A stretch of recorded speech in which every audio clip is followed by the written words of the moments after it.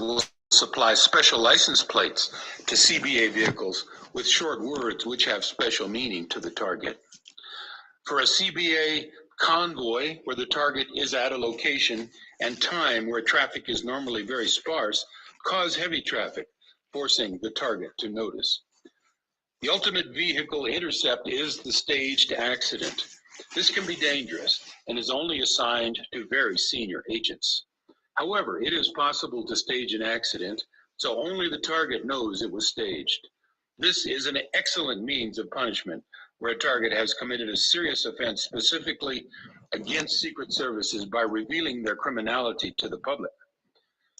Generally, staged accidents are done in jurisdictions where police strongly support the operations, so the CBA driver is protected.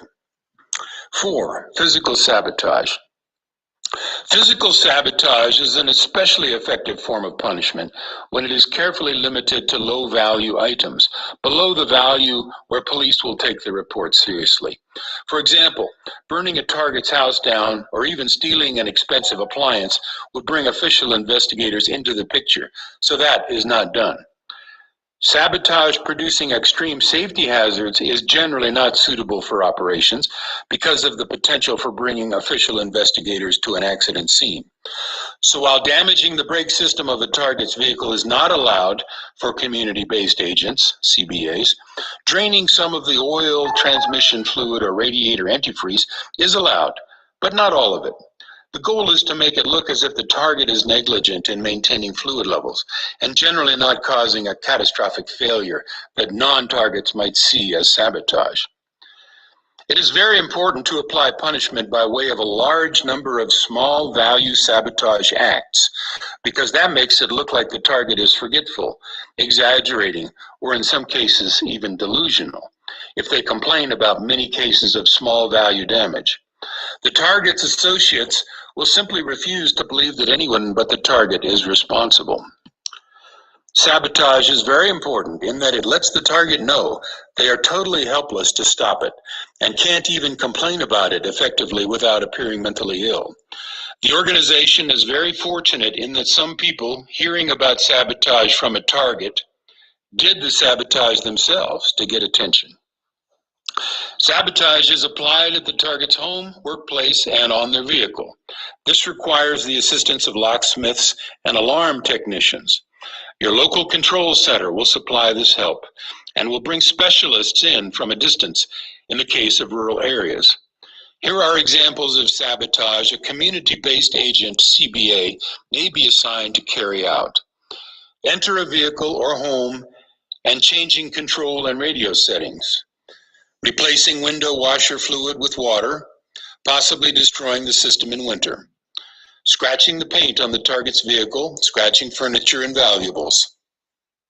Tire sabotage, from removing some air right up to slashing a sidewall if authorized by the center. Simulating a break-in, electric window heater strips. Cutting off the 4-way flasher button. Removing substantial amounts of oil, transmission fluid, or antifreeze, but not enough to cause catastrophic failure. Moving things around inside the vehicle to show the target someone got in. Unlocking the vehicle and leaving it unlocked, possibly even with door open. Small cuts to the car's upholstery. Unlocking the target's front or back door and leaving it ajar while the target is away, even at midnight at New Year or Y2 hour. Moving furniture or carpets around frequently to show the target someone was there. Stealing low-value items, especially items like scissors, which can easily be misplaced. Keeping them until the target replaces the item, then return the missing item, often in a place the target checked. Stealing important papers, especially those which will cost money to replace. Stealing irreplaceable photographs.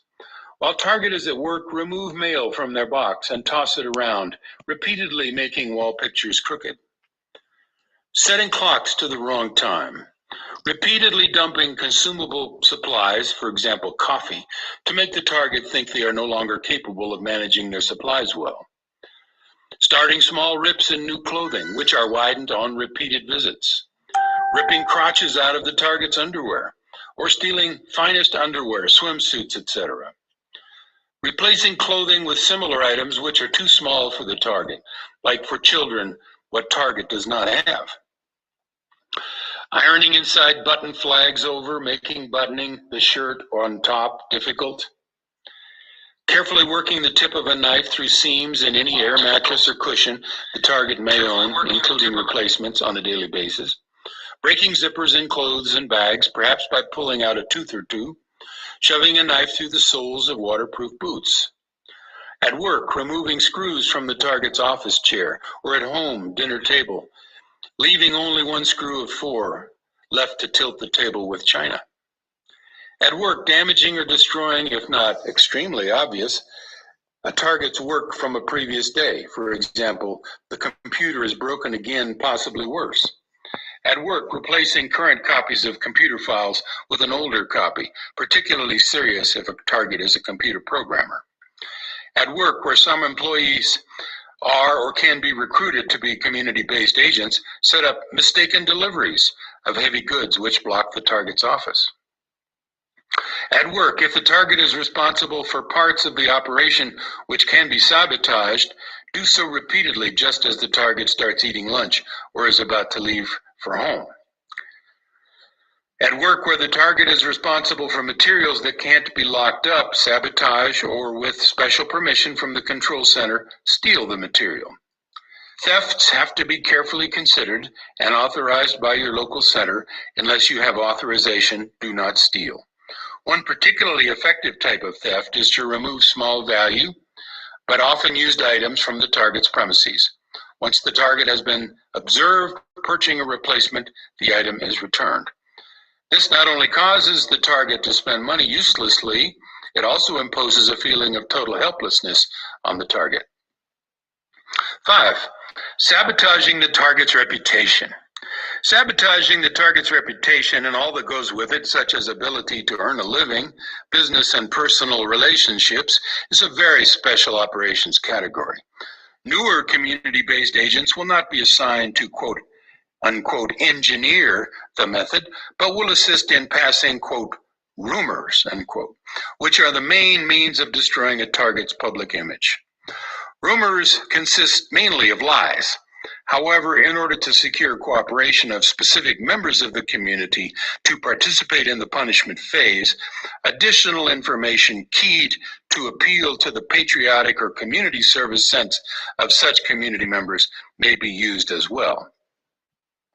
As mentioned earlier, the organization has many top psychologists and psychiatrists on permanent staff at headquarters and some in larger population centers.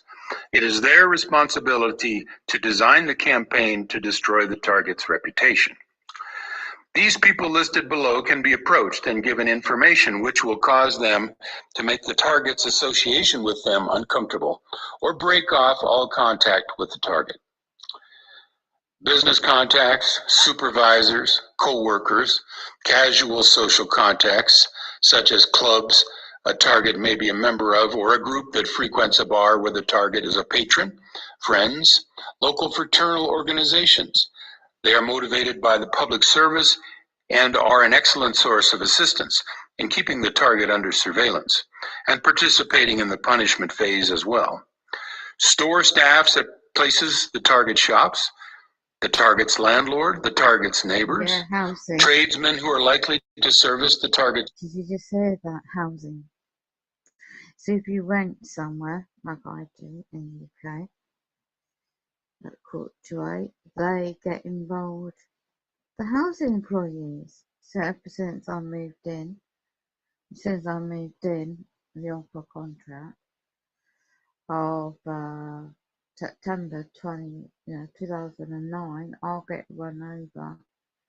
And as you heard, this is a manual of a book. The author of the manual has passed away now.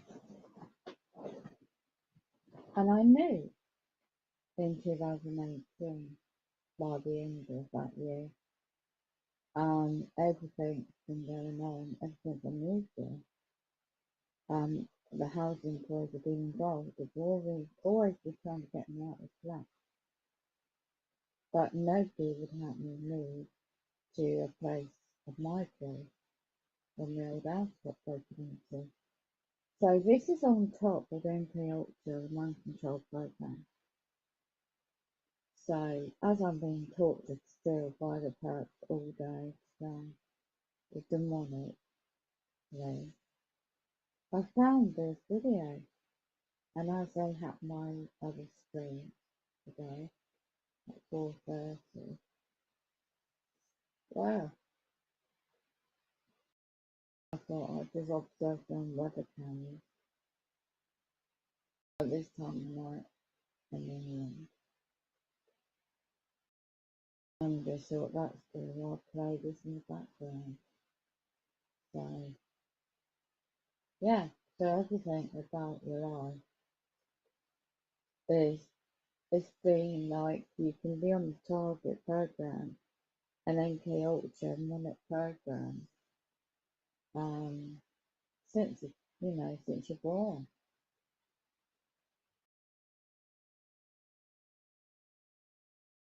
So,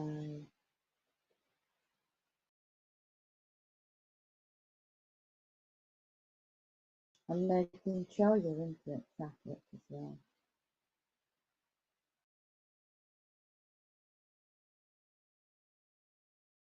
So, and just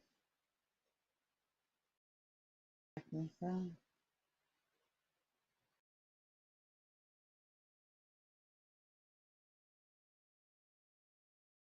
Sound check.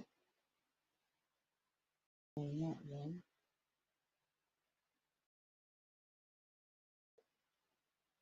Sound check on this channel. Because I'm using those. And that perpetrator was seen at 4:30 today, and also at 7:30 today. So the documents in this,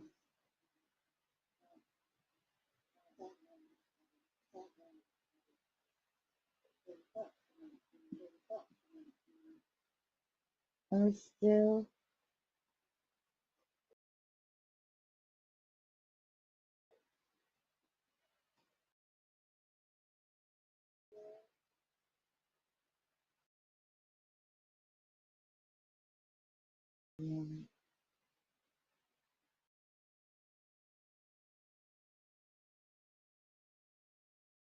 the hacking main internet Wi-Fi from my phone, and they're still hacking.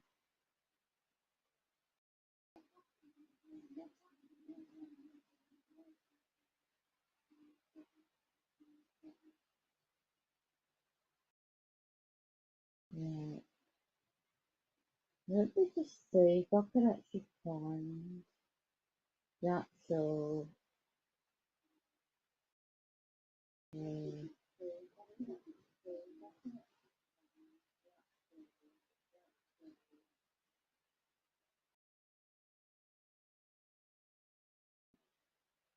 no, I'll keep it playing in the background, I think, because this is a document of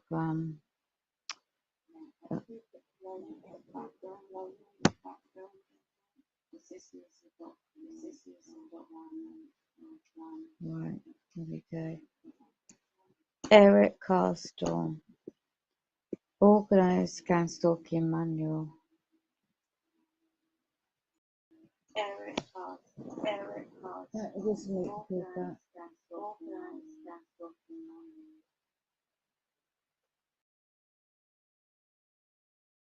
Right, so basically,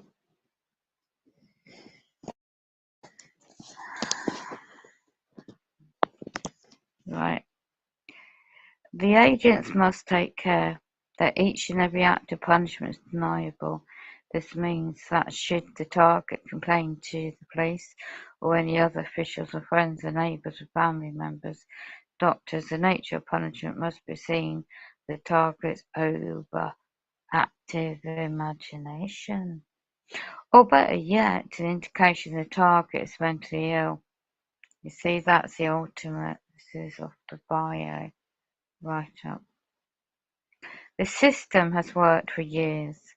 to recruit medical establishment to help many deniable, and then today, most targets are immediately labelled as mentally ill. Now, in 2002, I had attempted murder in my life by a serial killer in London, right, from London. That Metropolitan Police, those public servants years ago, knew full well I was in the programme, MK Ultra Monarch programme. I didn't know. And they never charged the guy for attempted murder to me, but got him done on 3 murders of women. But I was a key witness. Yeah? So I'd always wondered why, and I know now, of course. So they labelled, of course, the trauma of that is a natural response to trauma, you know. For like if you're in the army and you go into war and stuff, you're going to have post-traumatic stress. Unfortunately, the trauma experience, that's the only thing on their systems. But they like the labels. So when you look at human individuals are naturally meant to be naturally like emotional responses. It's just some makeup the way we are. But no, they like to, it goes into more depth why big pharma's involved, why other stuff's involved, corporations, etc. Anyway, a quote of this. But their agents must do their part skillfully to perform acts of punishment. For what? I mean, what have I ever done to nobody? Nothing. I get run over by a car, and yet the paramedics were very good. I had 9 witnesses to the driver deliberately ran me over, and he jumped the curb and ran over my left foot and ended up hitting back on the path. I was on the path and he jumped the path and I was slap bang on the concrete road.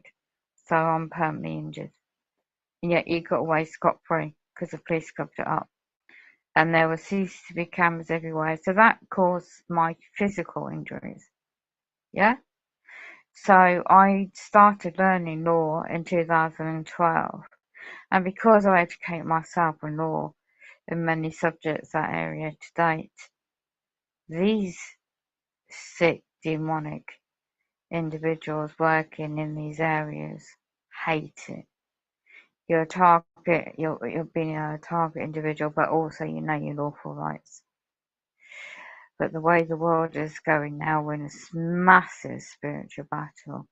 So of course, when my mum died, 2018, had I known all of what it says in this video, all of my family members gaslighted me at the funeral, at the church service, at the site of the burial. And even my adult son, my adult daughter, do want to know, my grandchildren too, everyone. And even where my late mum ended up before she passed away, was a establishment. She heavily was NK Ultra. She's a Monarch child herself. Started in when she was a child. So that was the late 40s, 50s. So of course, when I came along, brothers and sisters come along, we were subjected to things I won't go into, because of people knocking on the door thinking it's a real church. And I soon found out that corporation is a well-known one, is very heavily involved in the dark occults, you know, Freemasonry, a dark occult, and much more to date with the brain interface technology in Utah and America. You know, it's just unbelievable. I found out more to date. So yeah, really, it's like when you find more evidence. That lady who wrote this book, they made sure she passed away not that long ago, and in Finland. But this program is worldwide, and how they work on individuals, as you heard, they lie about. I don't give a shite what they say about me. I know me. But the thing is, since I moved in, they've always wanted me moving out. I mean, the minor things I needed doing since I got one over and got in a wheelchair, they refused to do. You know, cut out in the wall frames, so I got access safely for my medical equipment, right? And now it's gone to such a strain, they've left everything I was negotiating to sort out at the end of 2017, 2018, 2019, they've completely ignored. And I've done a counterclaim to the CEO. So when you look at Freemasonry, I have no problem with an ordinary member. You know, if they want to, promote their career or get illuminated to get the knowledge or whatever. But when it goes into the darkness, the real serious demonic things that I know about, I do have a problem with that. And it's not my problem, it's their problem, because they're going to have to answer to their souls, to the Creator one day. It's extremely demonic, and the sellouts thinking, oh, I'm going to get I'm going to get discounts, I'm going to get this, that, and the other. I can't tell you how many people around here are part of it. So, I don't go Pacifics. I just document it. So, anyway, let's go back to the audio. And it's not just me, it's worldwide.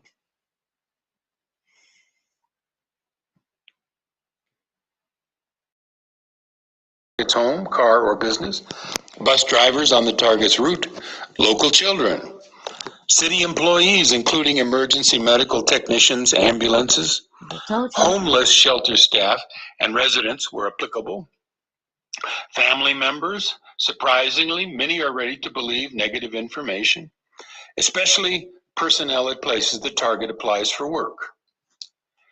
How intensely these sabotage operations are carried out is governed mainly by the need to prevent the target from learning that the negative rumors are being spread.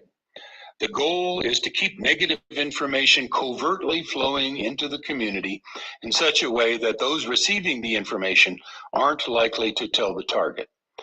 One might think that friends and family members would instantly notify the target and side with the target. Fortunately, experience shows that co-opting friends and family is surprisingly easy once they are informed about the target's criminal record. The headquarters staff have developed techniques which by and large prevent that, but those techniques are beyond the scope of this manual. Suffice it to say that it is possible to apply incentives which cause even people closest to the target to cooperate. These incentives are applied by specialists from our organization at higher than the local level. For the community level CBA, the work of sabotaging the reputation of the target takes the form of simply carrying out instructions from your control center as to what you say to whom, how, and when. That's part 2, we'll go to part 3. This short presentation until the end. Then we'll go to part 3.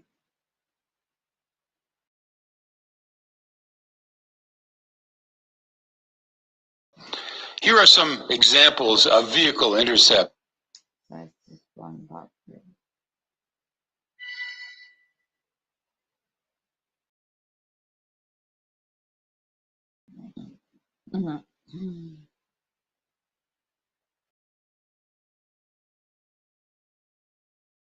Yeah, Dr. Randall, it was her book. On Recruits Perps by Dr. Randall. So we'll go to, let's have a look, part 3. That was part 2 I just played.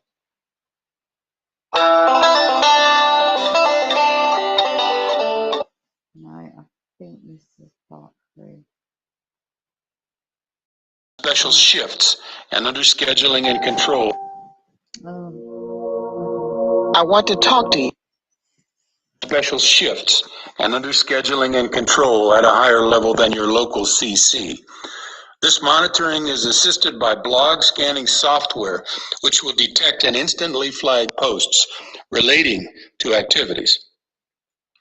The CBA doing this work will immediately reply with comments like, "Someone isn't taking their medication," or "Target name has provided absolutely no evidence." The CBA then will report the post to higher level supervisors for possibly more detailed responses. Monitoring newspapers in your area for letters to the editor regarding activities. Most editors and many reporters have been recruited and are willing to assist in keeping the important work of monitoring and neutralizing quiet, but once in a while a letter to the editor will slip through. In this case, comments like, This is a book by Dr. Ranel Kindle's Bright Light and Black Shadows 2015. The Lifeline Project presents headlines. Over 1,400 posts on gang stalking minor cults.com website. The project, 74 tracks and 5 hours of musical songs, goes into basically, this is just part of the website and the audio and just a snapshot of the book. So, "Someone isn't taking their medication" are not an appropriate response. Transcribe and forward such a letter to the editor to the supervisor, along with your proposed response. The supervisor may edit your response and will assist in ensuring your response is printed. Your supervisor will have staff monitoring upcoming talk show appearances by targets. While most talk show hosts, even those somewhat sympathetic to targets, have received discrediting information and often will not host targets, some targets do manage to get on the air. In this case, your supervisor will assign you to call in to the show and instruct you as to appropriate things to say, such as rebutting the target's claims, pretending to be a target, calling and making wacko statements such as, "UFOs are harassing me," or pulling the discussion away from real activities to something like media mind control. Agents who have excellent persuasive communication skills can be assigned, with careful coaching and preparation from supervisors, to pretend to be a target and get on talk shows known to air targets as the guest. These opportunities are great ways to discredit targets by talking about UFOs, things like black helicopters following you, foil beanies, satellites parked just above your home, and perhaps events normally considered paranormal, like seeing things that appear and disappear. These discrediting topics must be a total surprise to the host, only mentioned after the show is in progress. CBA can casually describe the odd behavior exhibited by the target as a result of around-the-clock activities to the target's neighbors. The idea is to focus the target's attention to the target's behavior, hinting that maybe the target is mentally ill. This is easy once the target has developed suspicion that, quote, everyone is out to get him or her, unquote. It is a special honor for CBAs to be chosen for target discreditation work. 7, trade-related punishment. This section will give some examples of ways community-based agents with specific trades or situations in the community can apply deniable punishment to targets. Underground utility crews, where the management has been recruited, schedule messy, noisy maintenance at the target's home or business if the target runs a business. This can include having the street torn up for extended periods or repeatedly. Funding for unneeded work is available from headquarters. Taxi drivers can delay arriving when called by the target, especially when going to the airport. Bus drivers have leeway in nasty weather, for example, to stop one stop away from a waiting target and wait there for perhaps 5 minutes, ostensibly to get back on schedule. This can also cause the target to miss connections with the next bus or train.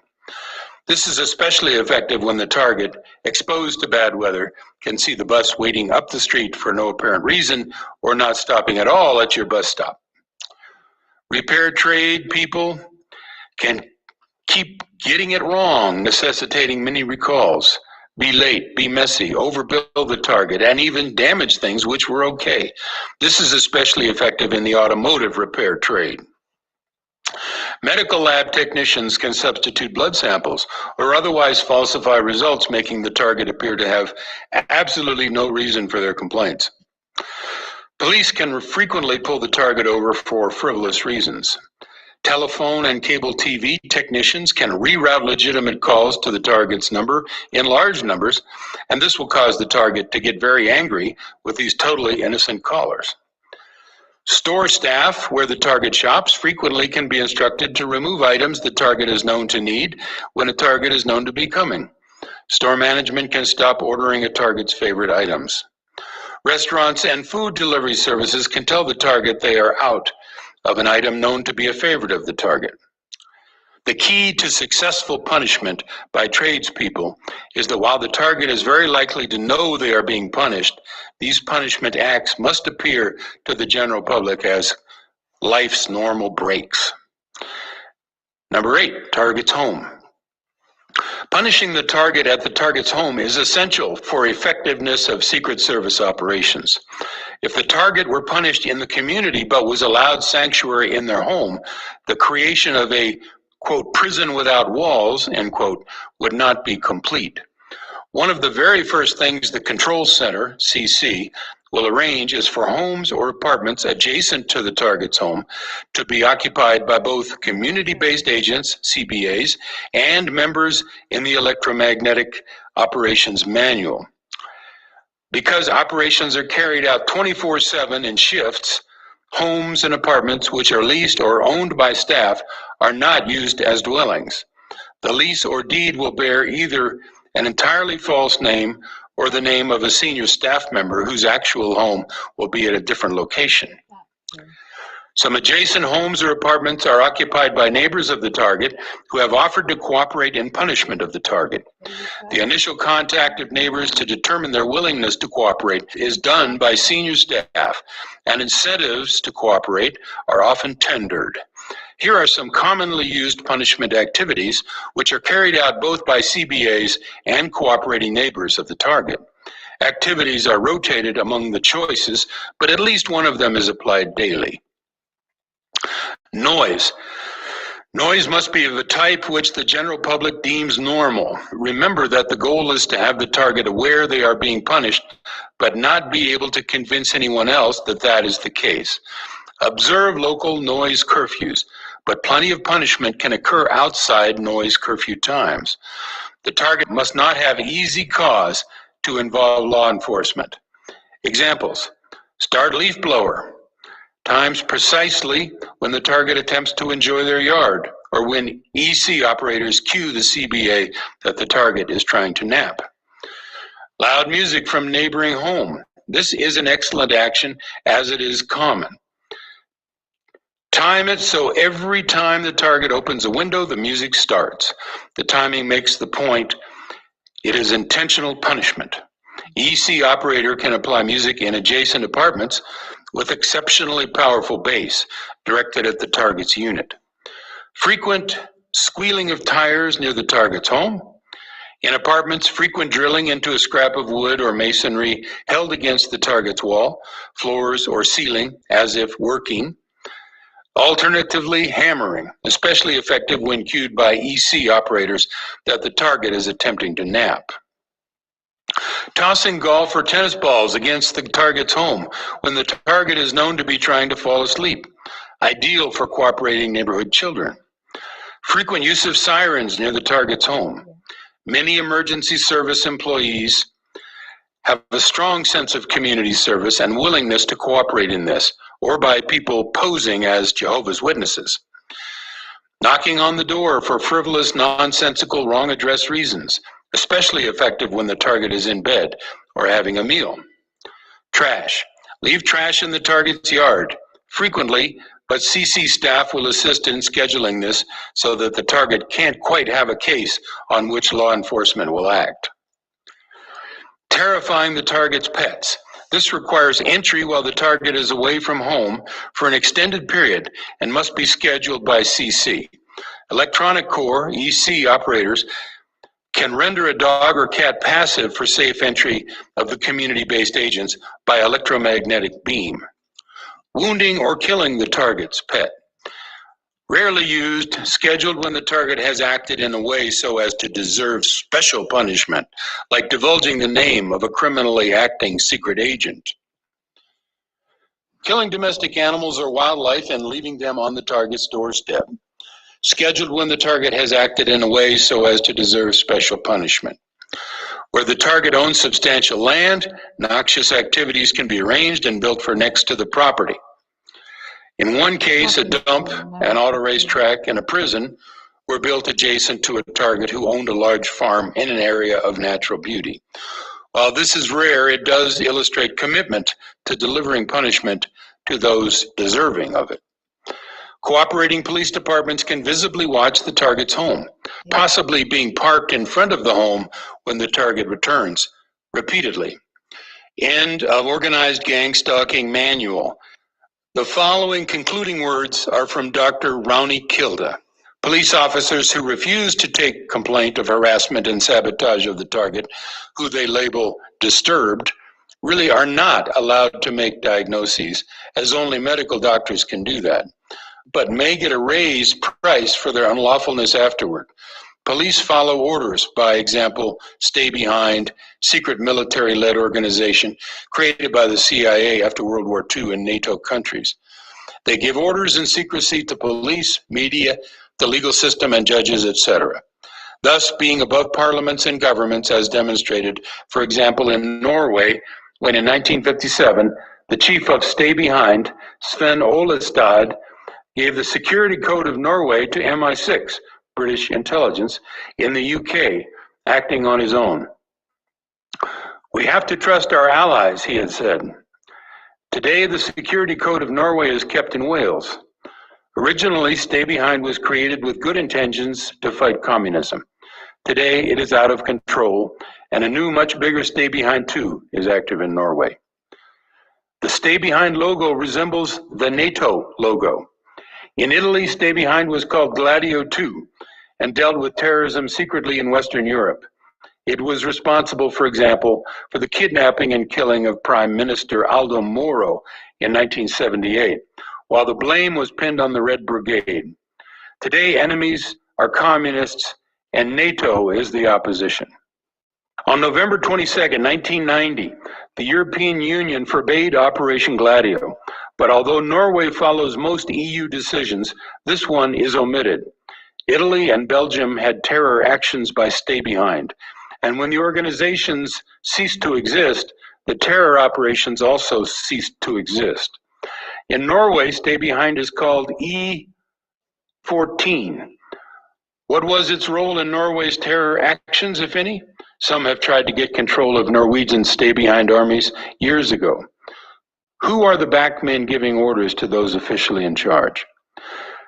The late chief medical officer of Northern Finland and targeted individual, Dr. Ronnie Leena Lukanen Kilda. Appendix 1, keywords and phrases from the Organized Gang Stalking Manual include community-based agent, CBA, electronic core, EC, electronic operations manual, electromagnetic beam, control center, CC, on-site supervisor, OSS, field operations people, psychologists, psychiatrists, advanced computer communication systems, and computer. And that was, don't know where part 4 was. Let's have a look. Now there's an event of. So let's see.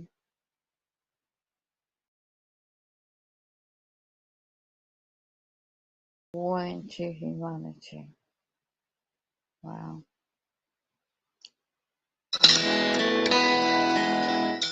From Dr. Ronnie Kilda's book, Bright Light on Black Shadows, 2015. Recruits show their rank by greeting one another with hand signals.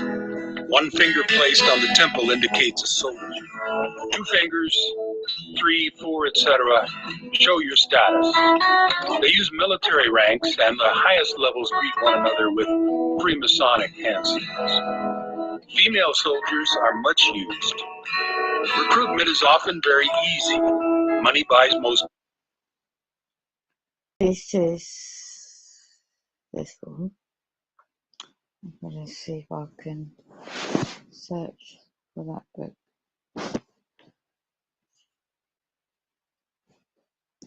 in a moment.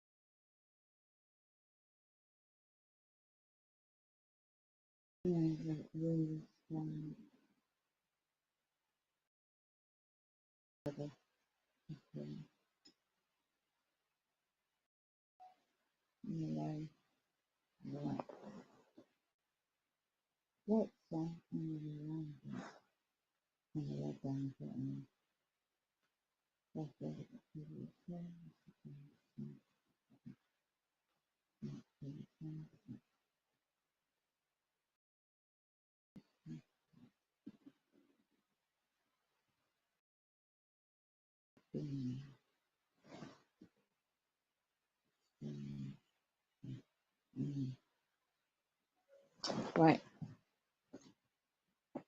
I'll come back to this. I'll play this in the background, the audio, and see if I can search for book. Most of them. Otherwise, blackmail is used. They find out everything about a person who is a target, including everything about their childhood, school years, friends, and neighbors. Let's get rid of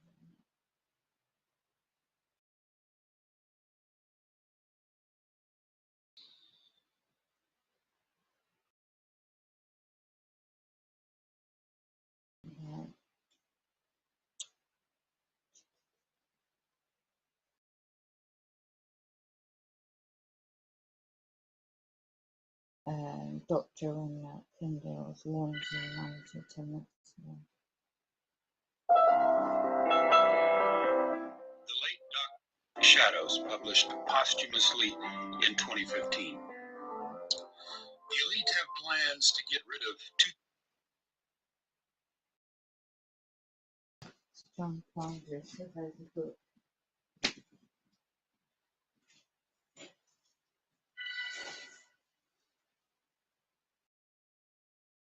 I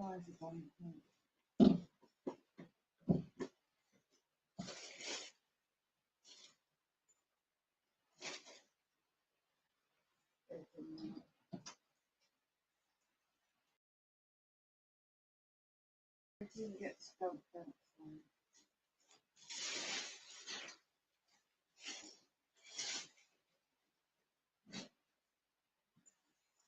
Just a minute, one.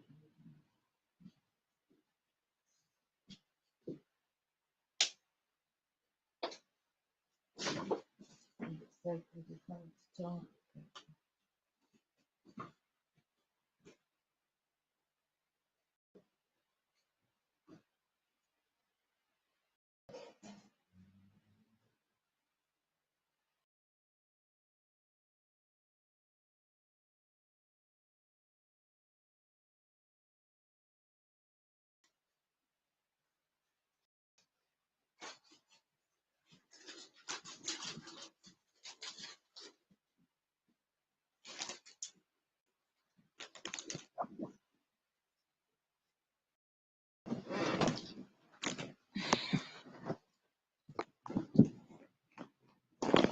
Yeah, number 3 is on hold.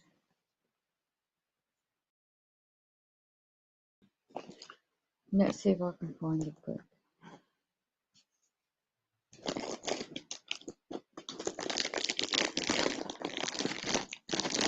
You see, number 3, to looking through this bedroom window,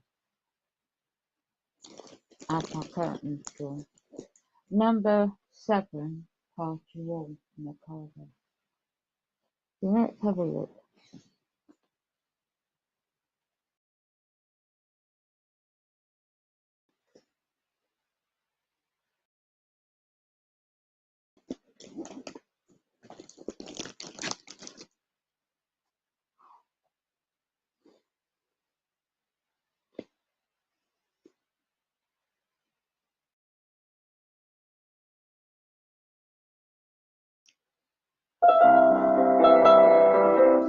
The late Dr. Ronnie Kilda was former Chief Medical Officer of Northern Finland, author, activist, and political insider. Her no-touch torture targeting began in 1985 and culminated in her murder, probably by induced heart attack, in 2015. The following insights come from her book, Bright Light on Black Shadows, published posthumously in 2015. The elite have plans to get rid of 2/3 of the world's population with electromagnetic warfare, chemical warfare, and psychological warfare. Mind control, MK, is listed as a non-lethal weapon by the military. In 2002, the United Nations Institute for Disarmament Research in Geneva, Switzerland, designated mind control as a weapon of mass destruction, along with nuclear bombs. This technology. Okay, right. I'll just see if the actual book.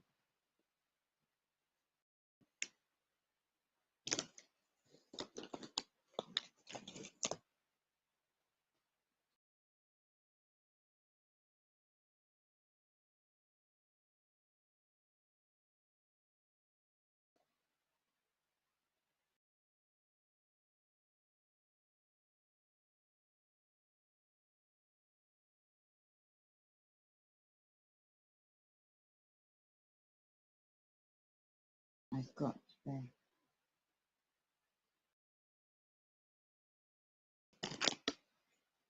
Alright.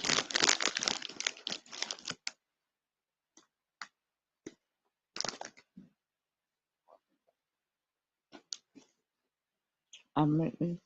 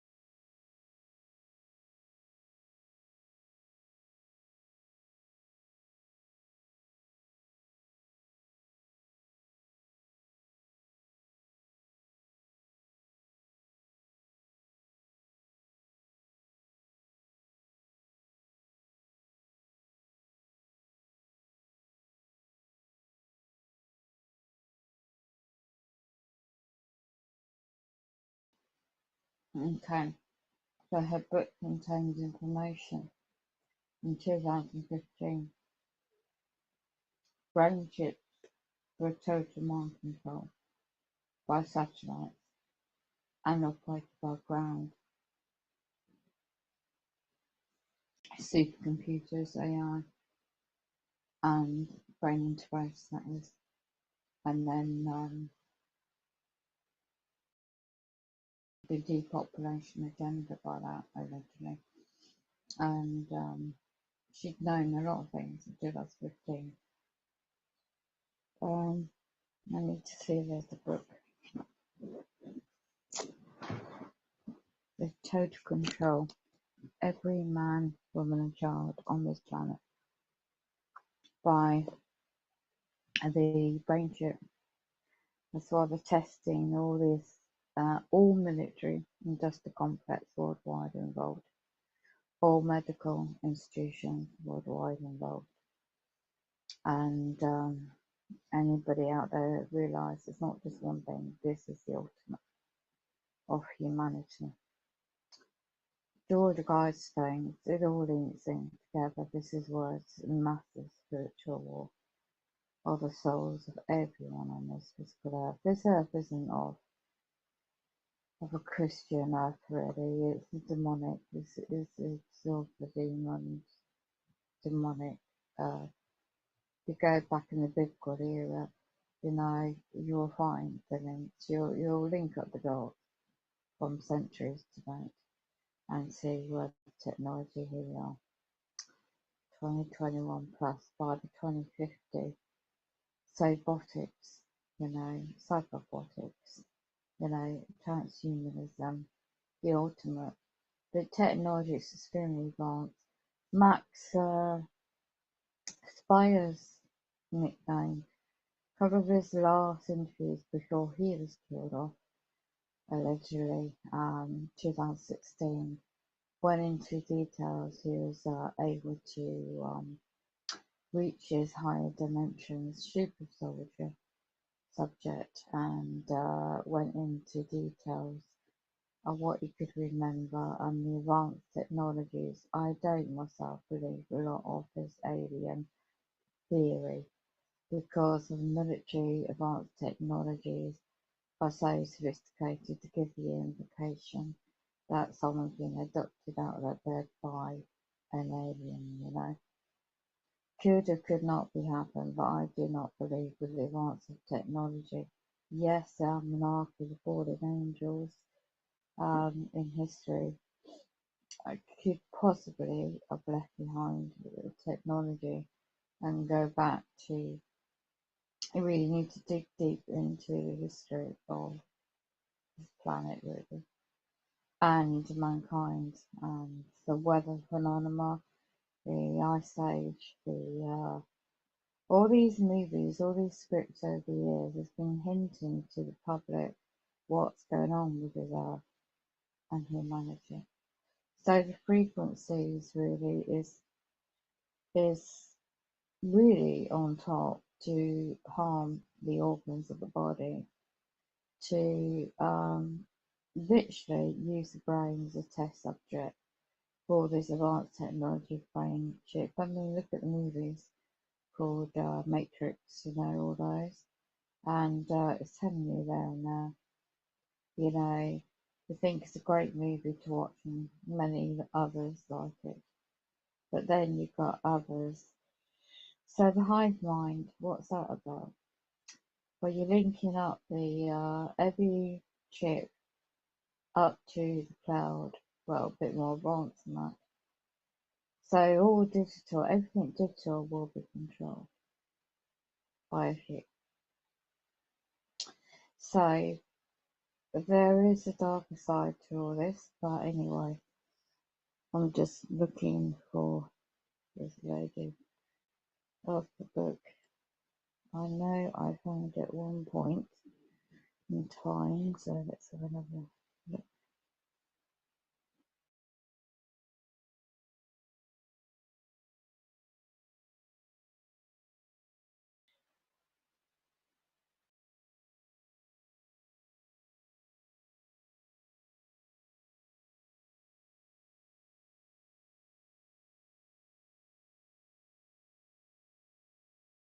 Bright shadow, the bright light on black shadows.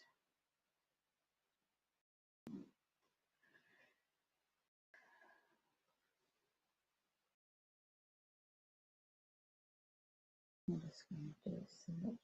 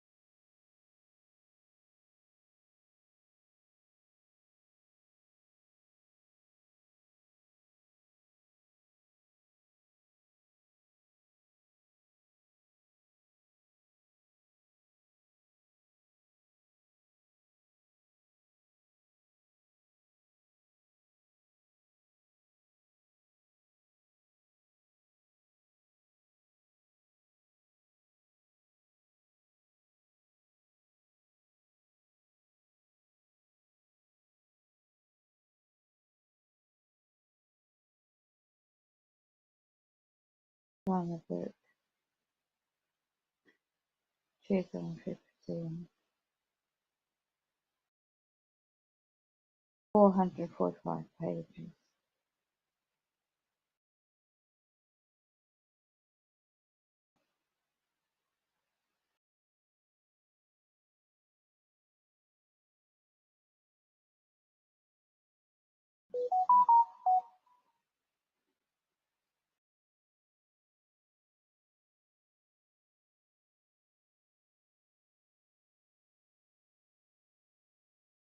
The years of research.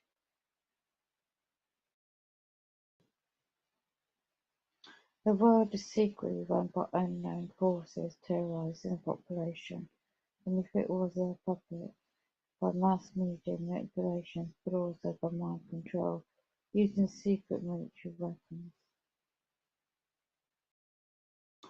Have a look at this thing.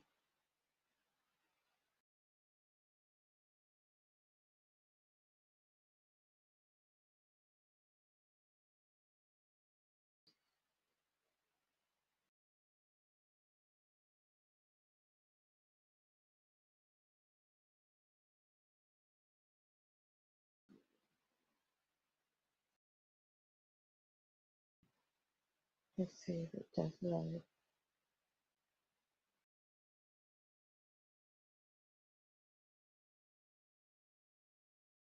Just wait and see if it does.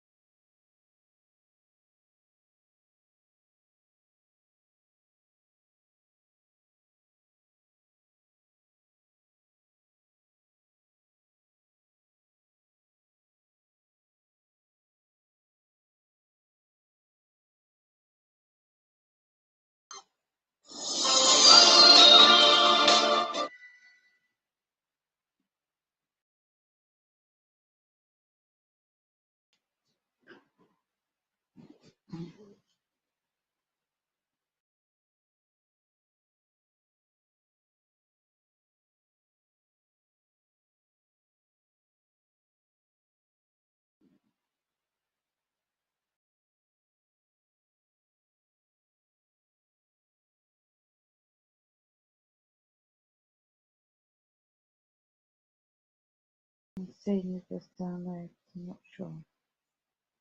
In the meantime, let's have a look, there's a video.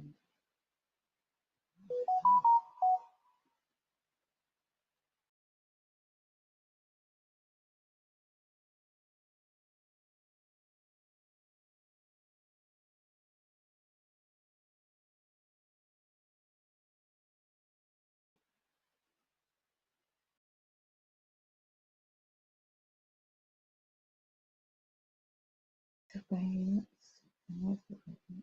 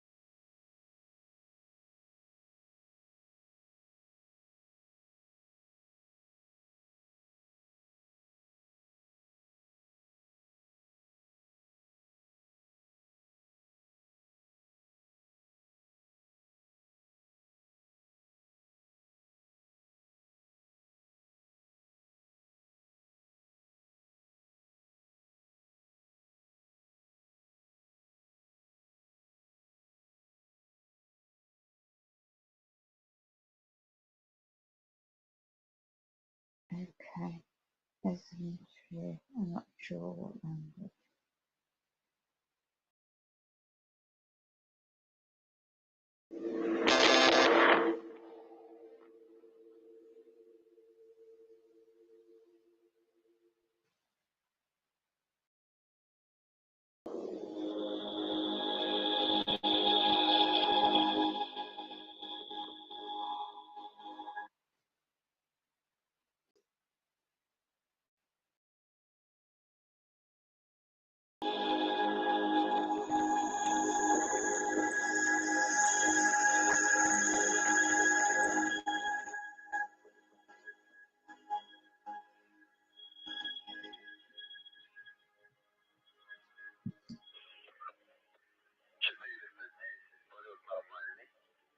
Consciousness, awareness,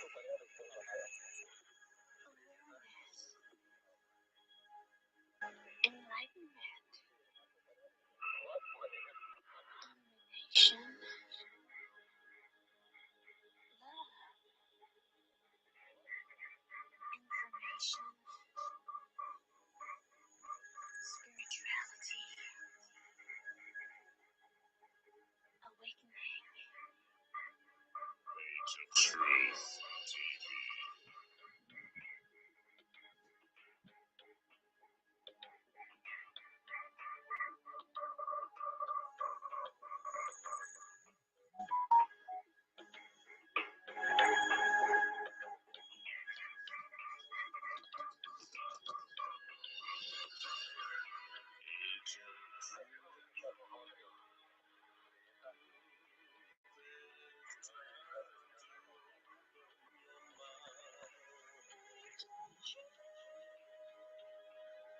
Our mission is clear: to find some truth and to understand what it means when it's said that the human race is now awakening and becoming more conscious and able to process a far greater amount of new and alternative information about the world they're living in and everything they thought they knew.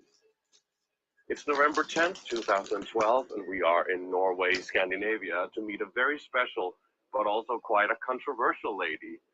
On November 15th, 1939, exactly 73 years ago, Dr. Rauni-Leena Luukkanen-Kilde was born in Finland.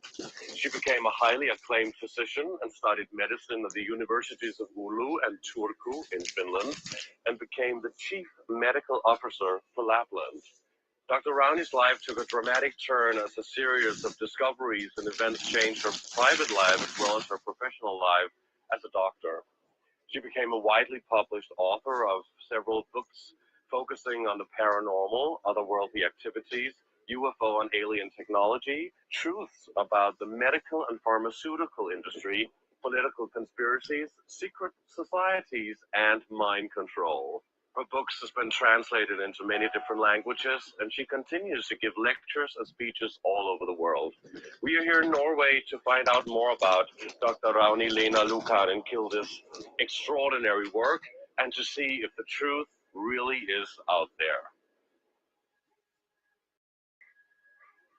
Thank you, Dr. Rauni. Thank you for welcoming us to your home here in Norway. It's absolutely wonderful to be here. And it's so fascinating to now talk to you about all of this research that you've done for years. And first of all, I would like to ask you, how did it all begin? How did you go from being this respected medical doctor to suddenly go into this field of conspiracy and waking up and all of this? Oh, I didn't start after I became a medical doctor. I started when I was 15 years old. And I had a relative who said in 3 previous lives I'd been married to my husband, who was a professor of medicine. And I thought, no, wow, this is something. I got interested, and I read anything you could in the 50s about parapsychology in the libraries. And after I started going into different kinds of conferences, mostly in the United States, at my own expense. And then when I went deeply into it, to parapsychological laboratories in University of Princeton, for instance, and then I went to Russia and Siberia. They had an Arctic Medical Research Conference, and there they were doing experiments on consciousness between bacteria. When one vial was full of bacteria here, and there was another vial of bacteria here, and they killed in a way this vial bacteria, and these started reacting. So there was communication, and that's interesting, I think. And then, of course, when I thought learned enough about the paranormal, telepathy, contact with the energy of the dead, and clairvoyance and things like that, then I went into ufology.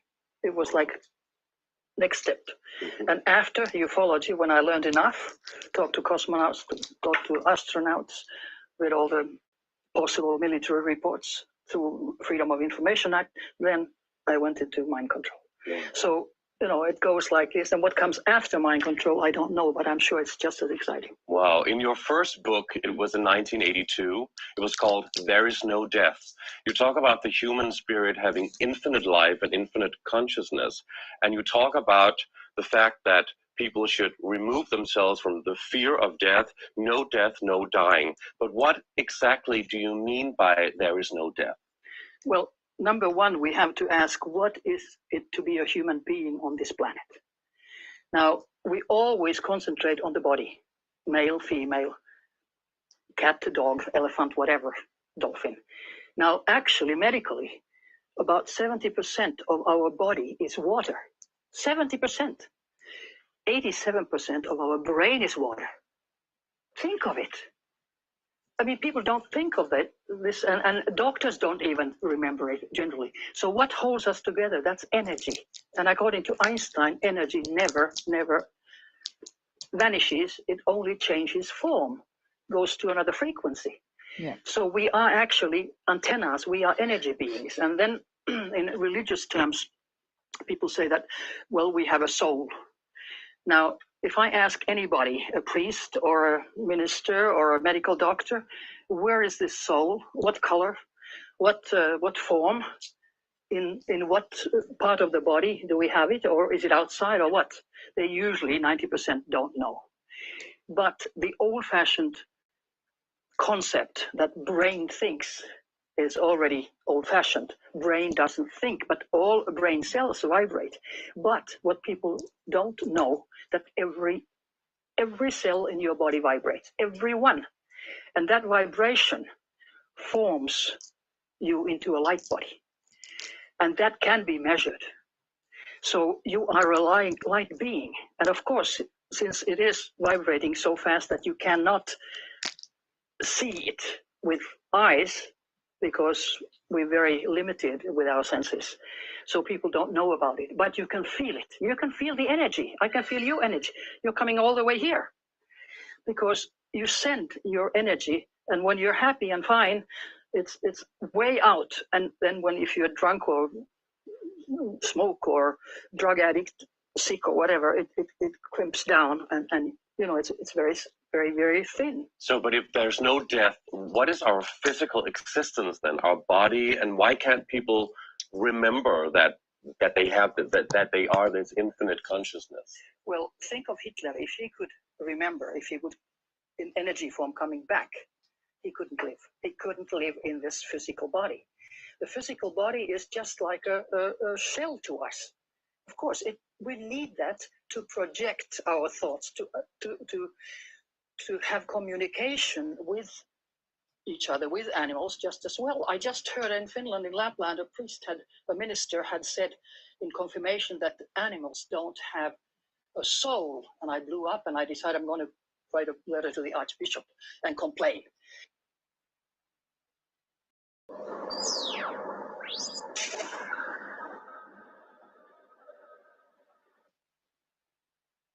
Awareness, and then start thinking positively,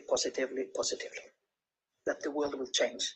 And people do not think if they don't know.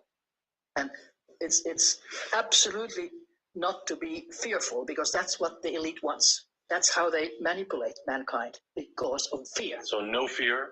Absolutely no fear. Consciousness?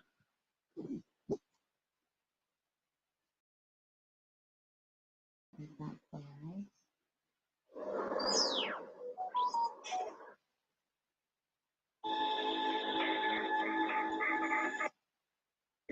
Massive big heart, very generous, very, very brave, and with a knowledge that was amazing. What happened to her? This is the thing, when you get into this world of conspiracies, there are natural deaths and sometimes there are people taking out, and it's very easy to just jump into a conclusion that no, they were murdered, no, they were hit, no, people die as well. Heart attacks and accidents are a thing, it's part of normal life. With her, I have no idea. Normally when they take out someone, the only reason we're talking about her being murdered is because this is a rumor that circulates. Because that she sent out emails before she died saying that she was under attack, that she felt that they were trying to get to her and so on. And so this is why we're even mentioning this thing, because she was an old lady as well. I don't know. I have not had the time to look into it.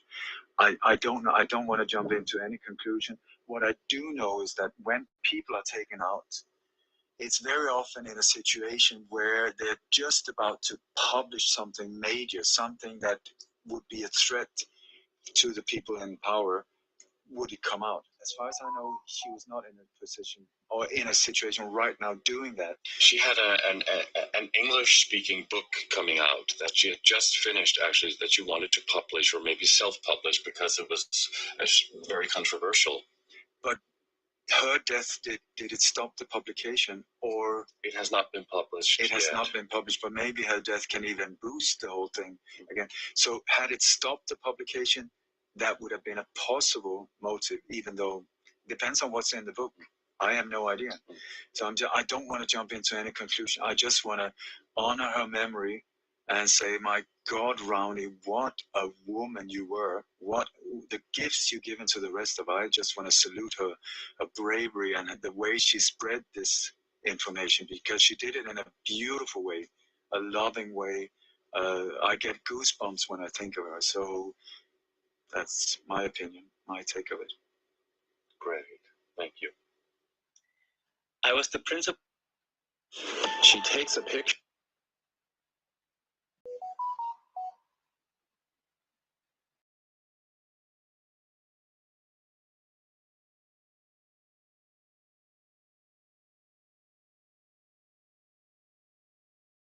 Let's see if there's another one.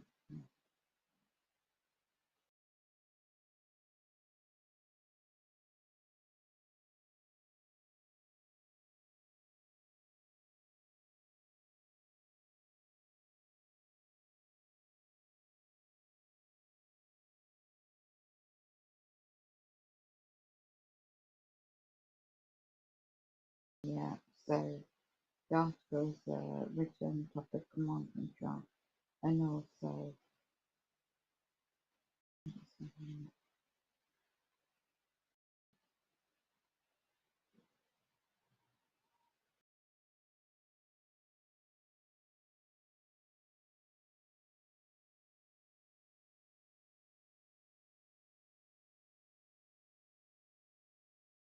No, not this one.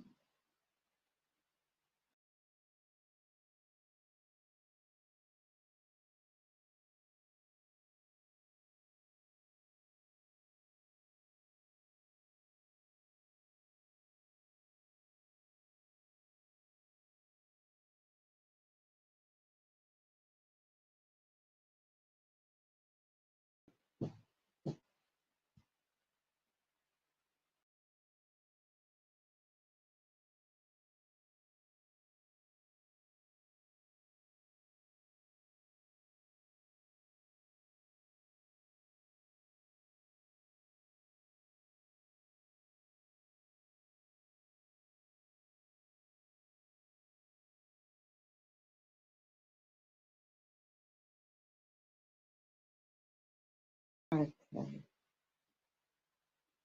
think I've done an article.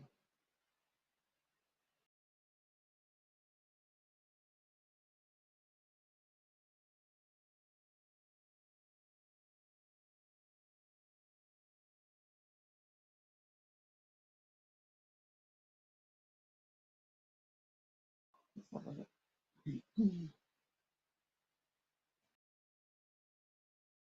Nano implant technologies attracts humans in the room.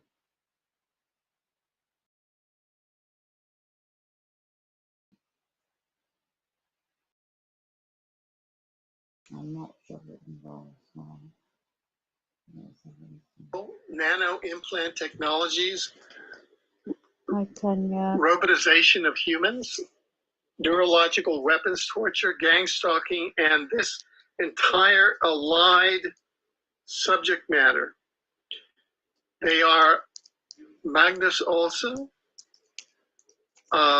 Melanie Britschan, and Dr. Henning Vita of the European Coalition Against Covert Harassment. Welcome. Thank you. Thank you. What we'd like to do, and the format that we agreed on before the program, was to go and have and speak with each member of the panel.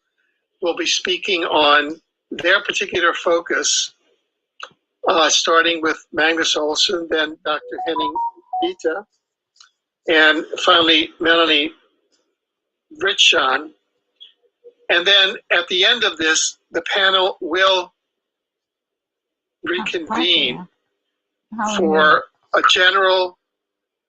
That's not the one I'm looking for either. Oh, I'm hot and covered.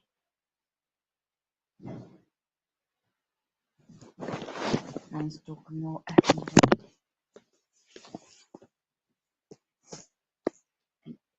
weird skies in it in Scotland.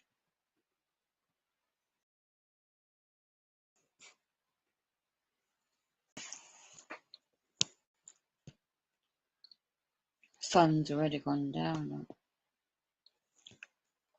So what I was trying to do, I can't stream on it because I hacking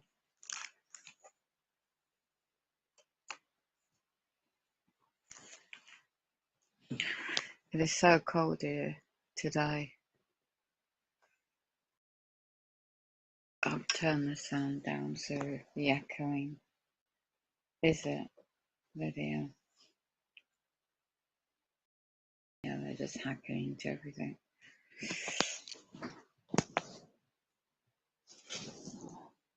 Housing.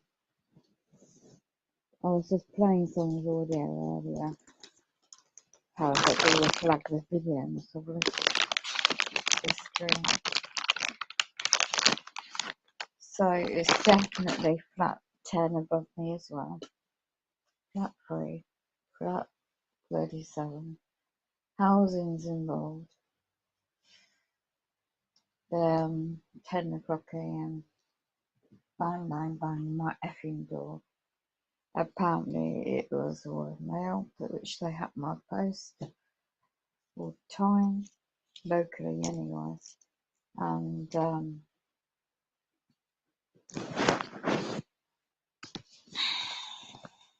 she's got her light on.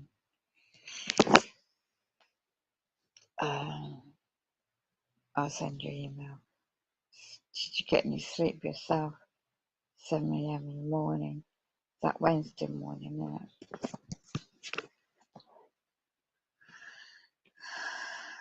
It's cold here, is it? In Australia. Yeah. Not good, is it? Okay. So, I'll turn that data off. I've got to save some data.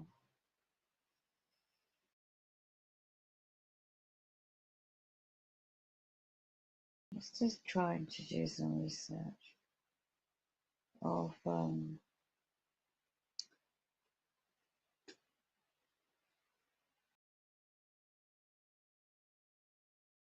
hopefully there was a video. I can't find it.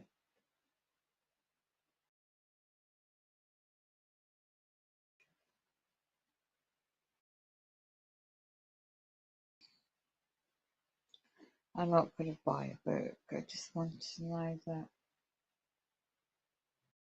the everyday concern. She's a target individual for decades. She was harassed and defamed and tortured. In her book, she does not specify what she obtained an instruction manual.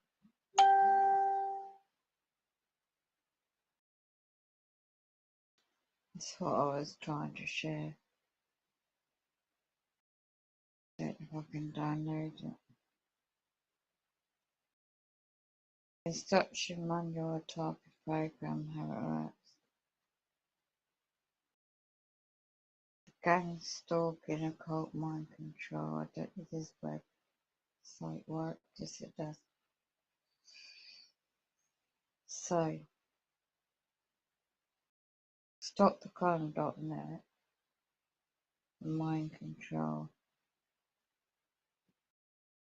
When New York Times exposed CIA project of behavior modification in 1977, then the General Director of Secret Institution, Stanfield Turner, had to testify at Senate hearings.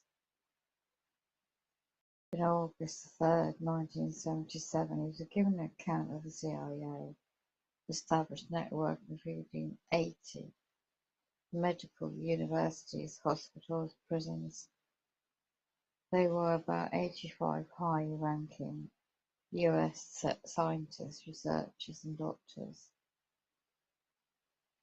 It mentioned that the program began under the director of the CIA, Alan Dulles, in 1952. It's not stopped ever since, is it? Skip down a few pages. What is mind control by book? So, but the military took over developing all these programs secretly. They became made up by these. American professor of psychiatry Joseph Mallow released a book called The Rapist Mind in 1956. The tragic facts of political experiences and age that made it all too clear applied psychology techniques can brainwash entire nations and reduce individuals to a kind of mindless roboticness. So we look down. Remote control of the brain. It's unknown for the public that this existed among military secrets. It was something that the leading US. I could read all this. Just have a quick look. Frequencies. I'd rather have a video. Trying to find it. Audio and video is what I'm after.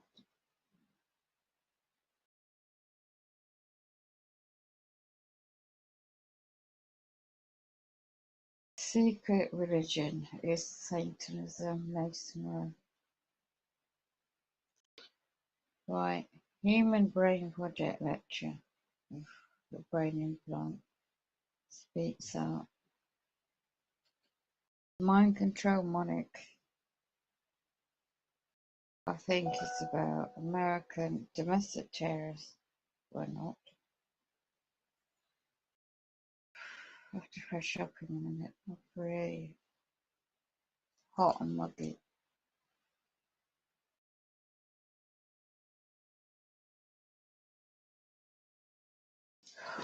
Oh, my computer's on fire.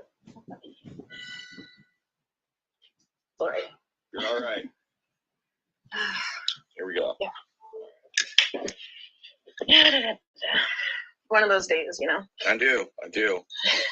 And you do too, because we are now live, free, and exclusive with the wrong background again. God, whatever. It's all relevant. It's all relevant. I changed the one thumb. I didn't change this one. We're live and exclusive and free on Rockpin. I am just going to get right to it. Plus, you saw 3 weeks ago in D.C., and then, obviously, you've seen the media coverage of what happened in the Capitol, and I was there covering it from the get-go and even from the Capitol. Now, the word chaos is being thrown a lot. The word insurrection is being thrown in a lot. The word... No. Brilliant. That one.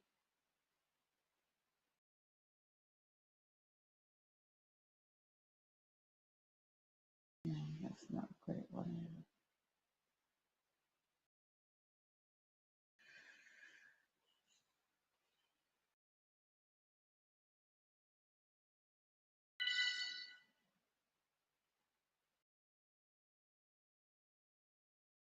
Part 1 of Monarch.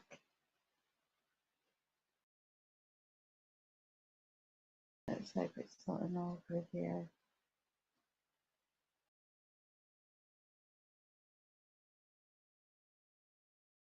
Okay, here we go. MK Ultra Unclassified. Oh, this has been done.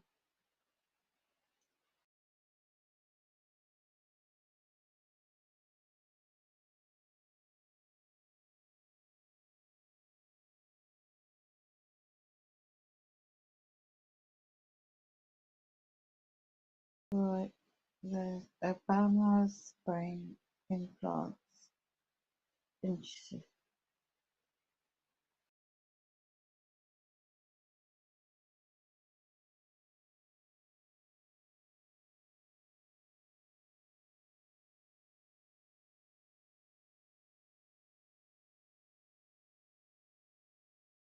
Available.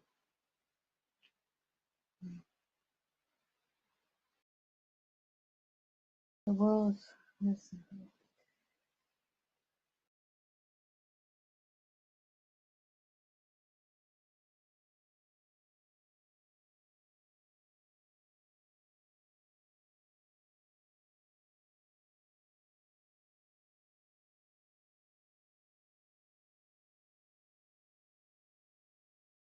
I think I'll just go and search on the other one. Everyone look up, Obama up. You've gone back into winter. Really? Everyone look up Havana up. Against the law worldwide to do direct energy weapons. Yeah, it is, definitely.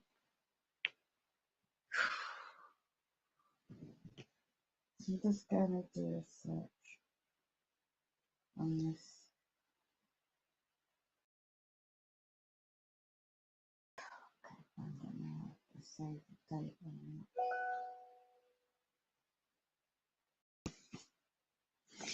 Just bear with me. I'm just rocking my body today. Bloody trying to get me up, bloody flat and set me up with the MK Ultra again.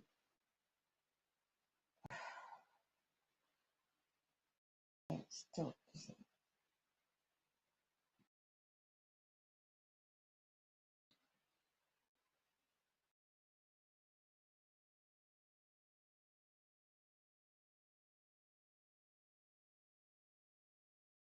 Let's get a name like Dr. Undo.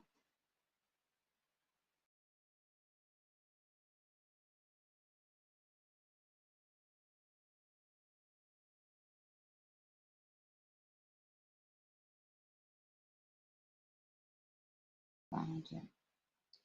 This is the one.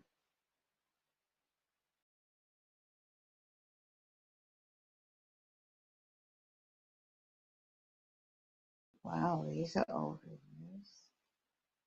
1998.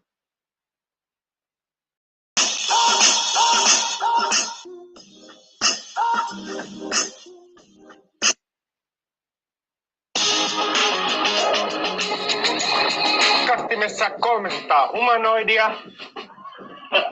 Sitä paitsi miljardia bittiä sekunnissa. Ihmisen ajatus on 5000 bittiä sekunnissa. Eli meitä voidaan kaikkia, siis tätäkin lähetystä, ne kyllä pitkästyvät Tel Avivissa kuoliaksi, mutta tätäkin minun ajatuksiani voidaan lukea sillä koneella. Aivan varmasti. No entistä hölmö. Ei vain 30. Kuussa oli aika järkyttynyt. Saksalaiset mä arvasin, niillä oli svastika. Let's get that in a different language. She's on Norway TV.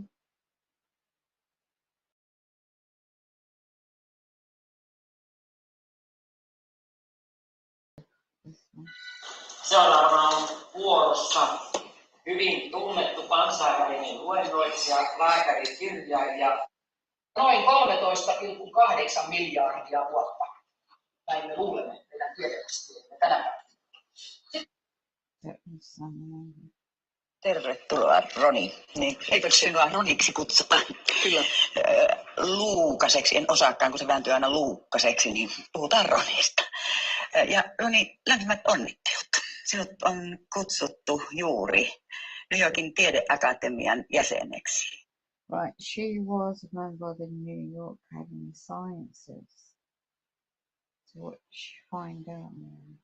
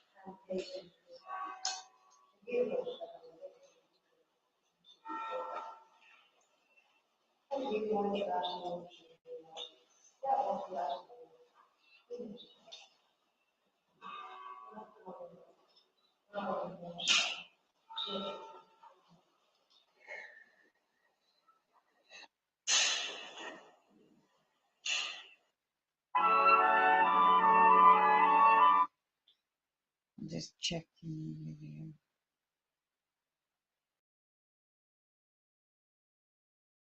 Allemetrisistä sinteistä nelimetrisiin korstoihin asti. Mutta sanoisin edelleenkin, että minusta on hämmästyttävää, että Okay, good.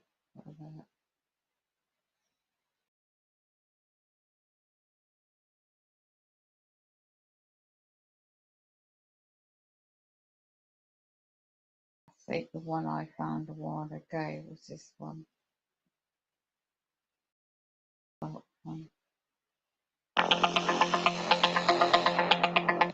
come and listen to them. I thought that was flabbergasting.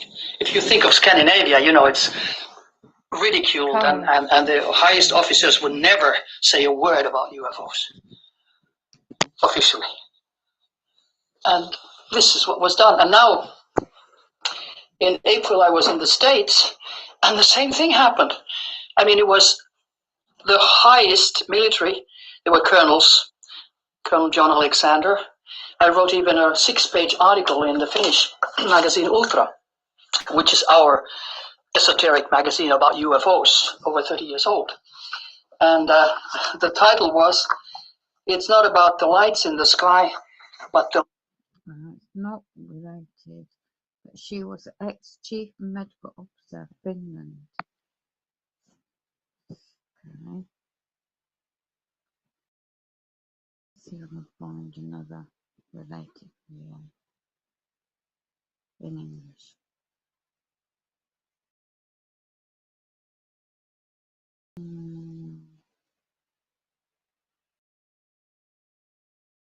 Mind control is the one. See if it's in here. Dr. Rauni, Lina, Lucan, and Kilde. Hello, Dr. Kilde, and welcome to the Veritas Show. How are you? I'm fine, thank you. How are you? I am doing fantastic. It is such a pleasure. First of all, let me just share with you and the audience how I was able to find you. Since most of our listeners know, we are an international show. And at our internet forum, we have people from all over the world. That is the beauty of being in contact with people from so many countries. All of a sudden, there are no borders, just one common goal, the truth. This listener from Germany sent me a video of you during one of your conferences in front of thousands of people. I couldn't believe what I heard, and my goal for the next few weeks was to find you. And with the help of my friend in Europe, I did. And by the way, I have been fascinated with every presentation and interview. You are smart, charismatic, and you convey your message with so much clarity, conviction, and sincerity that it truly makes a difference to who listens. Why don't you give us a background and how you came to research all the topics that we'll be discussing tonight?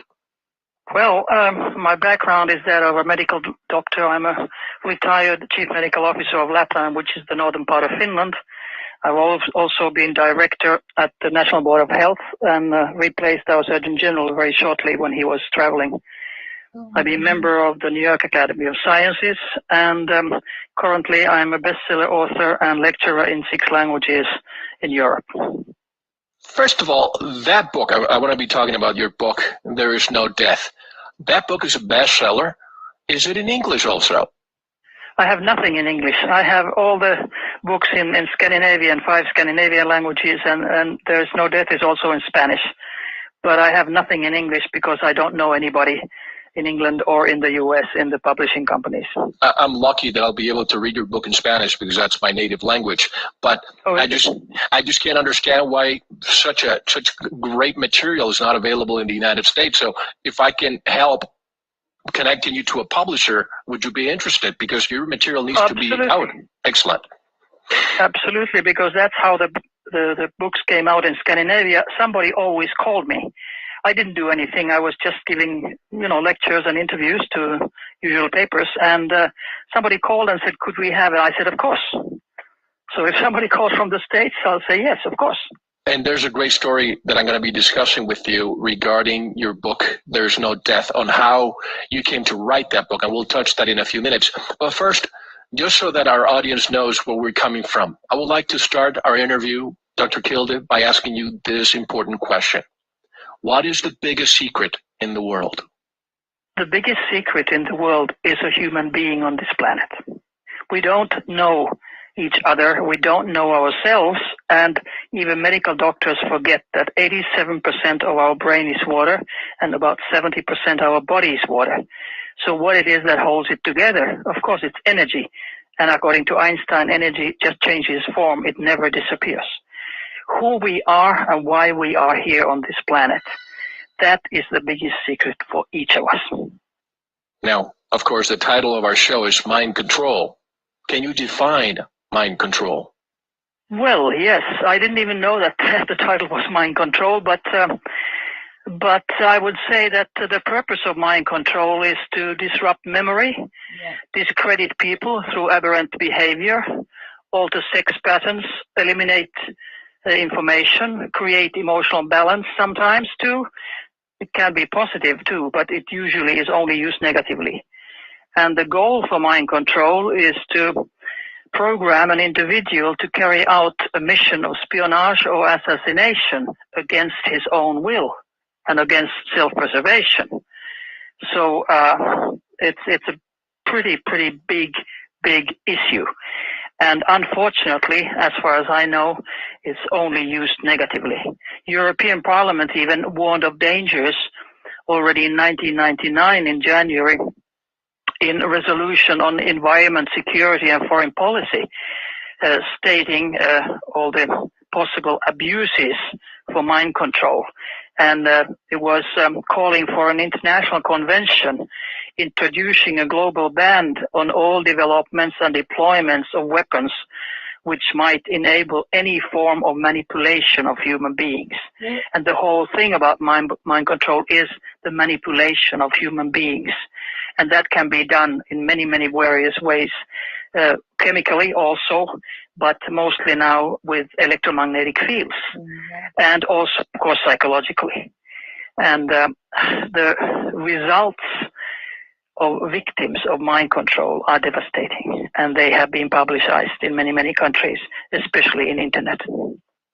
Now, who's behind, who has developed these mind control systems? Mostly the military and the secret services, especially in the United States and of course in Russia.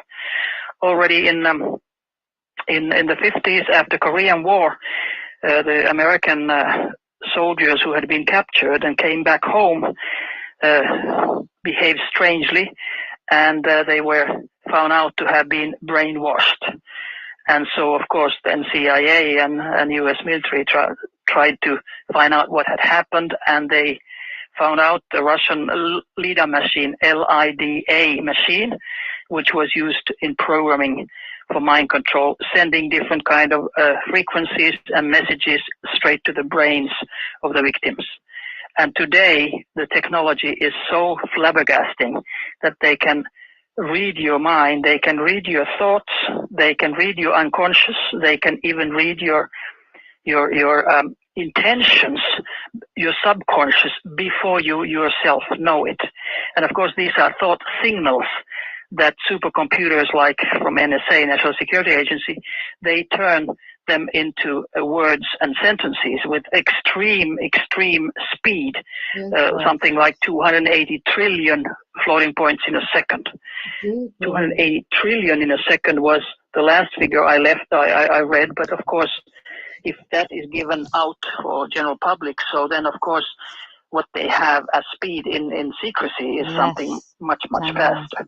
And when you think that our brain capacity in speed is only 5,000 bits a second, so we can't be a match even to a normal home computer. She's a very smart lady. Now, you probably remember the movie, the Steven Spielberg movie, Minority Report. They had the pre-crime unit. You wonder if that would ever become a reality.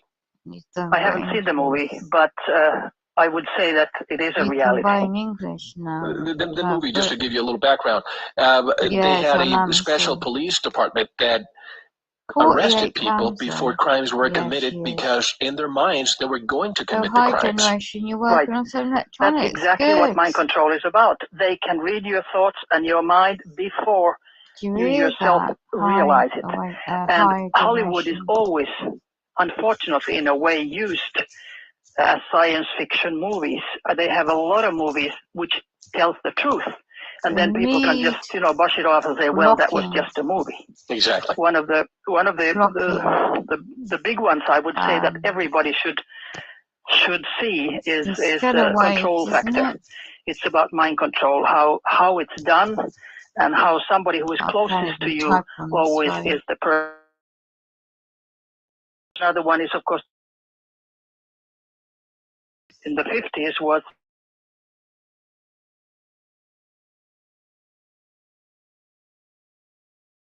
Meryl Streep also acting, and the movie from the 50s actually was much better than the new one because it showed exactly how mind control was done, but the new movie with Meryl Streep did not show it exactly how it was done. So I recommend the old one. So Control Factor and Manchurian Candidate. I've watched Manchurian Candidate. I haven't watched Control Factor yet, just a preview. From 1 to 10, how true is what you see in those movies? Oh, I would say 10. Really? Absolutely. Absolutely true. And that's very devastating, and that's very horrifying, and that's very scary. And the problem is that the majority of the population, they go to the movies and they talk about it. And of course, immediately they say, oh, it's Hollywood or it's science fiction. And they tend to dismiss it. Exactly, and that's the whole point. But then when things really do come out, and they are coming out, even with this interview, a few things have come out. So then at least they can say, well, we did try to, when they defend themselves who have been doing all these evil things towards the civilian population. Yes. So they can say, well, we tried to sort of introduce you to these technologies in a soft way as Hollywood movies. So they try to wash their hands clean, but their hands are never clean. They're filled with blood. Of course, and they say that to avoid the supposed shock factor that the population would have if they just blatantly came and said, yes, this is the way it is, right? Well, I disagree that the public would get a shock factor because, number one, the public denies. It is so horrendous that, like FBI Director Edgar Hoover said in his time, that the individual is handicapped by coming face to face with conspiracy so monstrous that he cannot believe it exists. So I think most people would just brush it off. They wouldn't believe it anyway, even if it comes in the evening news. No panic. Absolutely, I don't believe in that. Now, you've studied this subject for decades. When did the first mind control device come about? Well, strangely enough, I was in Germany this May, and there was a conference on non-lethal weapons, which was very, very expensive, and I believe I was the only one probably who paid himself or herself the whole trip. I don't know, I misspelled it, generation. To attend, What's because everybody else seemed to be connected I don't know, what did I type? I weapons can't type factory properly or on to the the phone. military or to the police or to I a meant to scientific say we need put community like University of Moscow, etc. Right. So there it came out also everything about non-lethal weapons. And of course they're lethal, and that's always bloody hacking my hazardous phone now. word, non-lethal, but it is lethal if the frequency is hard enough. Don't they give up? And there, an American colonel was saying, for instance, that the first mind control device was already developed by James Matthews I don't know. What work 1801. you working on? 1801. Generation. Now, of course, I don't know any details about it, but for sure details are from 50s and 40s in the US about mind control and how they are using it to Previous control message you all wrote. behavior I breed. Yeah, of it's the a type individual error. who is a target I for can't whatever type reason. properly. Now, was that Colonel John I Alexander can't who type said on that? this bloody phone. Yes, that was Colonel John Alexander. He said that. So I meant I to wrote it say down 1801 because we it was need so flabbergasted. scalar waves, But type blockers. there's a list You in know, internet touch about them. major electromagnetic mind control projects from leading edge international research group, and there it starts from 1952. Project Moonstruck by CIA, when they already put electronic implants into the brain and teeth of people. Really? And the main Hold purpose on. was Did you hear that? tracking mind control.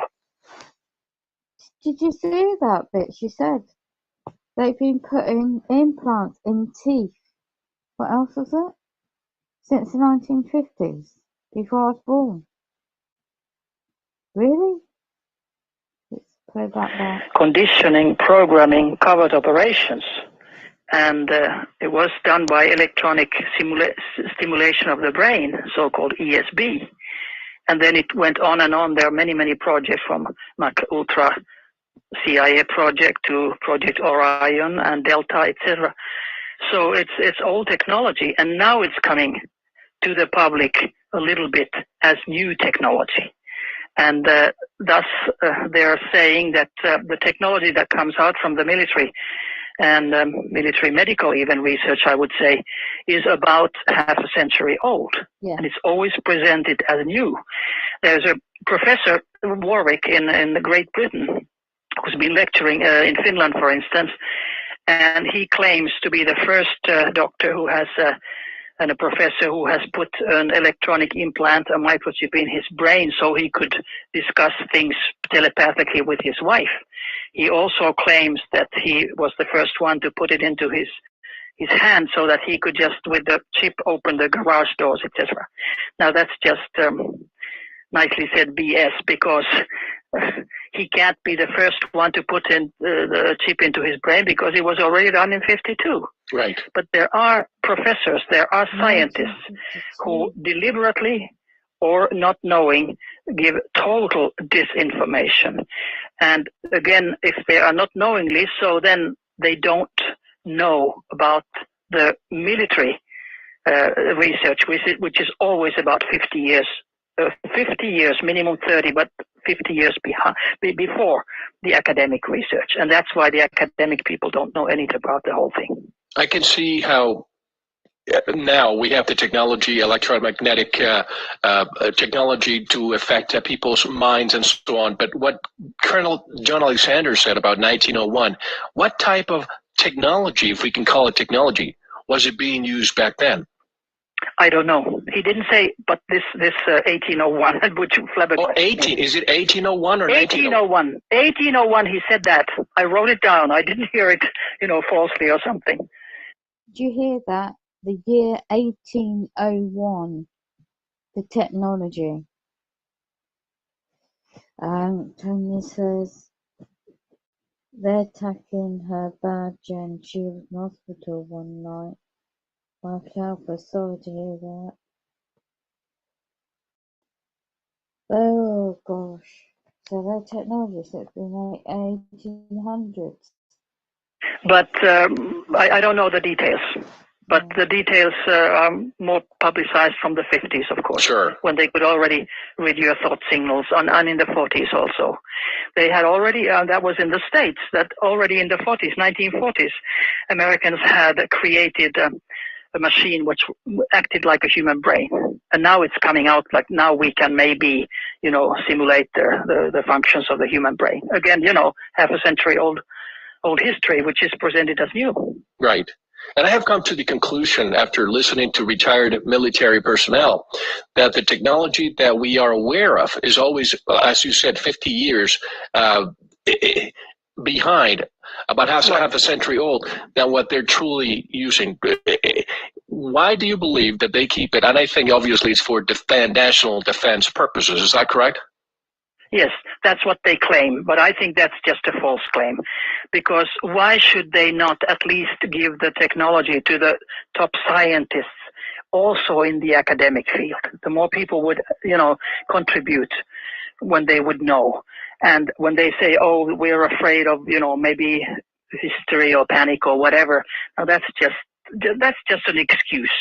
Military always hides things, of course, and I do understand that there are reasons to hide, especially in the Cold War era when Russians and Americans were sort of officially at least against each other, but unofficially they've always been together and always will.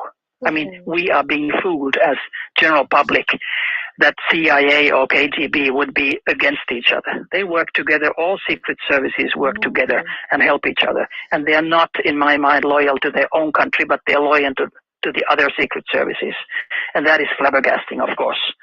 But people who work in secret services, in my mind, have a special psyche, because a normal person cannot be, in my mind, in the Department of Sabotage and Terrorism and whatever what they have, torturing innocent people, killing innocent people, like British intelligence services kept their right to kill when the laws were changed a few years ago. So I don't understand that there are systems that operate this way, but of course that's just my private opinion. And as I always say in this show, it's a world of duality. You mentioned how the KGB works with the CIA and with MI6 and the others. And we go back to the Cold War, the former Soviet Union and the United States. We thought that they were arch enemies, and when in reality they were working behind the scenes all the time. So the Cold War was over, and we needed to create a new boogeyman. So we created the war. I call it war for terrorism, war on terrorism. What happens after war on terrorism? Well, what's the new threat? Could it be Project Blue Beam, a false flag alien invasion? Yes, I think exactly both of them, because especially Americans, I don't know why just Americans, because of American ego maybe, they always need an enemy. And the enemy today is environment. I mean, all this history about CO2, it's not true. Yes. And there are hundreds of scientists who go against Al Gore and the UN organization, which got the Nobel Prize for this claiming, whatever they claimed, that the greenhouse effect, etc. And now the thing is, nobody said even a word about the reality of probably which causes all this melting of the ice and the bees are disappearing and whales are dying, etc. It's electromagnetic fields which have increased tremendously around the world. And even Obama is trying to, as president, saying that, we should sort of close down atom bombs and whatever. Well, they're local, even if the winds go around, but electromagnetic fields go around the world, the planet, and every single nation, every single country. That is the big threat. I think that's the biggest threat right now. And people have no idea, because people die of cancer, which increases, people die of Alzheimer's, which increases, and they don't even realize that the real reason for the extreme increase are electromagnetic fields. Yeah. Oops, we're getting along. What's the time? 9:30. Done deliberately also to cause diseases, so-called normal diminish the world population. And the elite, if I can use that word, which steers the world, and it's not the governments. Governments are errand boys for the elite. So the elite says that, our planet is overpopulated and it needs reduction of the population dramatically, even by about 5 billion, when we are 6.9 billion today. So that, in my mind, is not true. The truth, in my mind, is that they are extremely afraid of the middle classes, which are increasing in numbers. And the middle class is a threat to the elite, not the working class. They call them, well, all of us, they call them cattle. We normal people are cattle for them. And the working class would not start a revolution, but the middle class could. And that's why they need to diminish as much as possible. And it's done, so that people don't realize, like the newest thing is now the swine flu vaccinations, which are toxic and which could kill a lot of people if they take them. And in the States, I just heard that, like in Massachusetts, it's going to be compulsory. Of course, in many months, in every single meeting they ever had. I saw how they voted. For instance, I was asked by my government to say that Finland was interested take part in a committee which was dealing with research of tropical medicine. And that was a surprise, because they had, I understood, from beforehand, decided that France is going to go into that committee. But I had to, raise my hand and say that the government of Finland is asking for a place. So they had to vote. And I happened to be 1 meter from the voting when they put every country's name in a little piece of paper. And then one of those little pieces of paper was turned into a triangle. I saw it clearly. And the man who took the vote, the piece of paper, was, clearly showed that take this one, which is, in a triangle. He took it, and that was France. So, and then when Dr. Mahler was, he was Danish doctor, who was chief of WHO at that time, in the 70s. So he had been serving his 5-year term, but he wanted to have 2 more years. And then a Japanese candidate came up and wanted, the 5-year term. So they were, those two were against each other.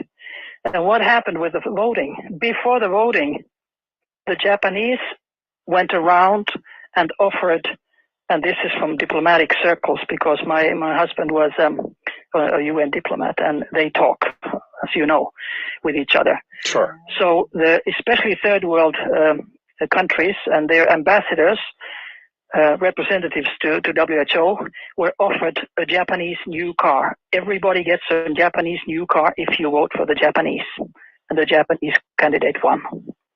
So, I don't have big respect for the things they do, but I understand now that they are under New World Order control and they get an order and they have to obey. And that is very, very sad that some people from outside can steer big, big organizations who originally were created to be very good and think of the health of the whole planet and all the people. And of course, no pun intended, but Big Pharma wants a big financial shot in the arm. They're behind this, I presume. Absolutely. It's a billion dollar business, of course. Allegedly. I'll have to put that. Okay. I'm just going to skip along that part. It's just a frequency that they, now in the last, I would say around 20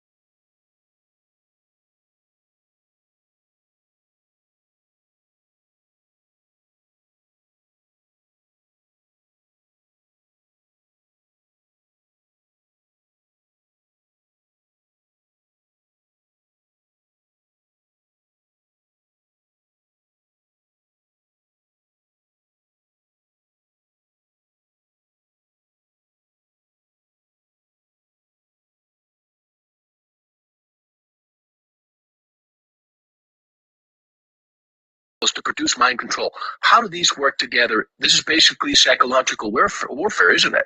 Of course it is. And we have chemtrails here in Norway very, very often.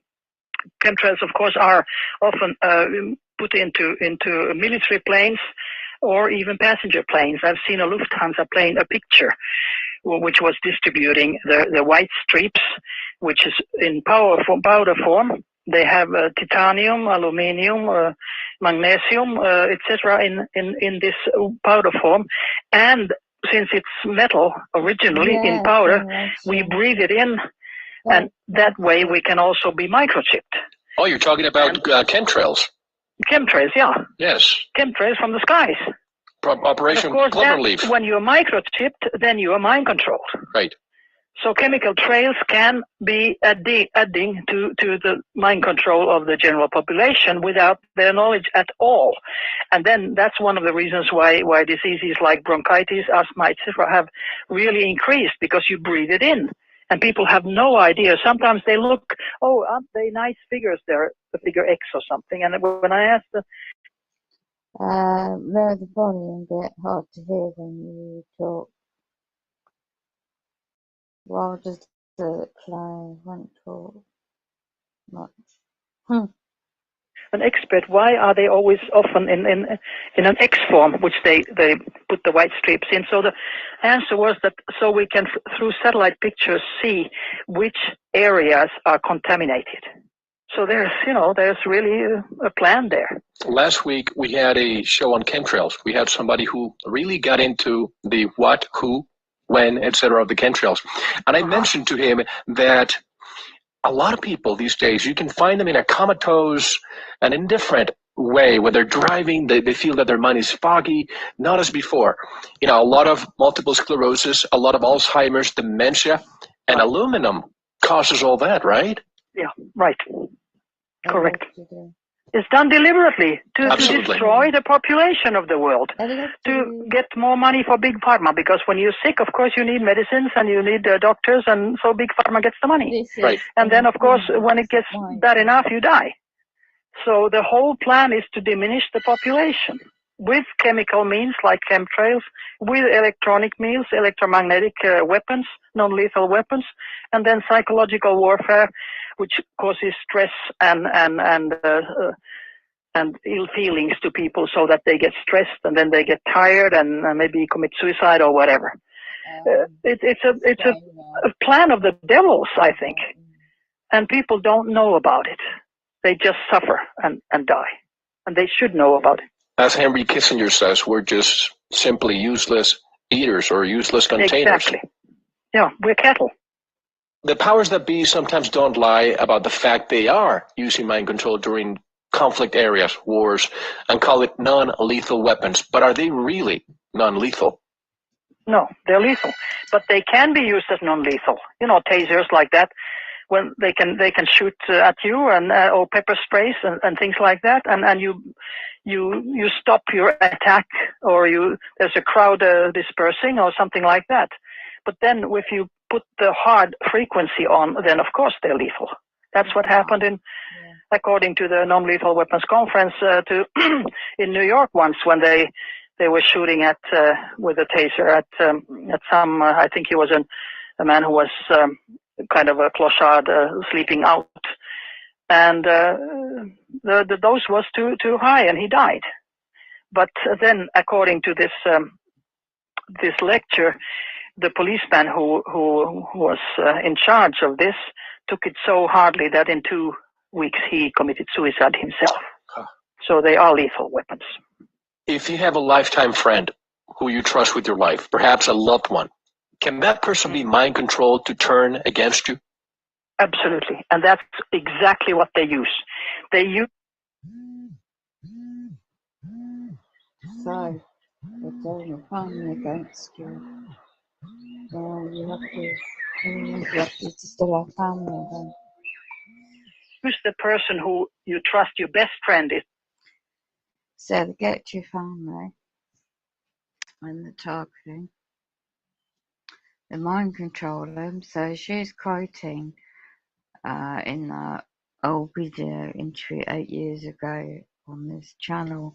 I'll show you where you can go. Just in case. There's the YouTube channel with a lot of the video interviews on and of her. And the books are expensive. I checked it out. One book of the mind control is about, in UK currency, £48. So it's a lot of reading there. So she quotes that the brain chips have been around in the 1950s. Then she quoted, I'd like to know where that source comes from, the 1800s. Now I knew that. This video I saw a while ago, and I wasn't too sure because I was searching for the source of where she came. The technology came from about the 1800s.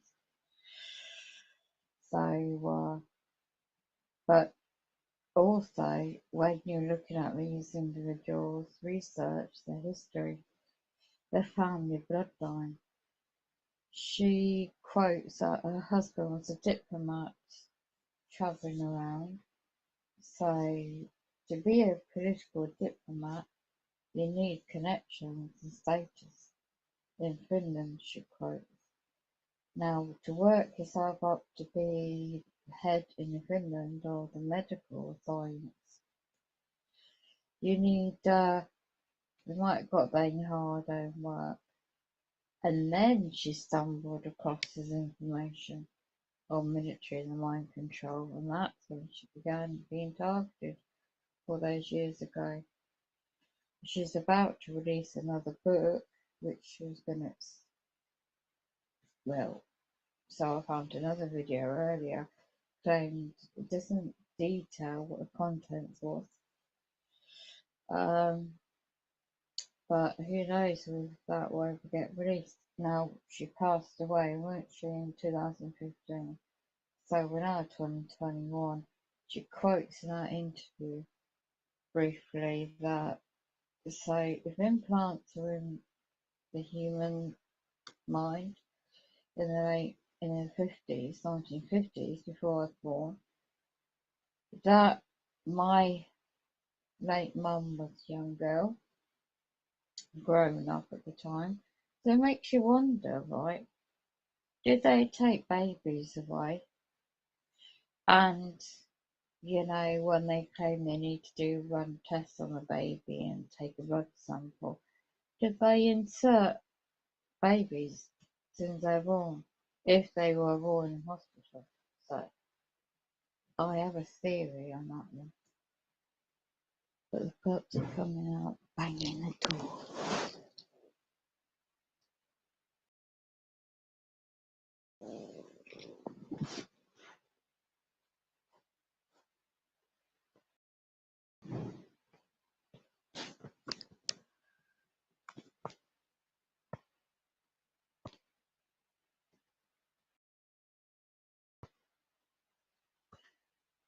Hold on.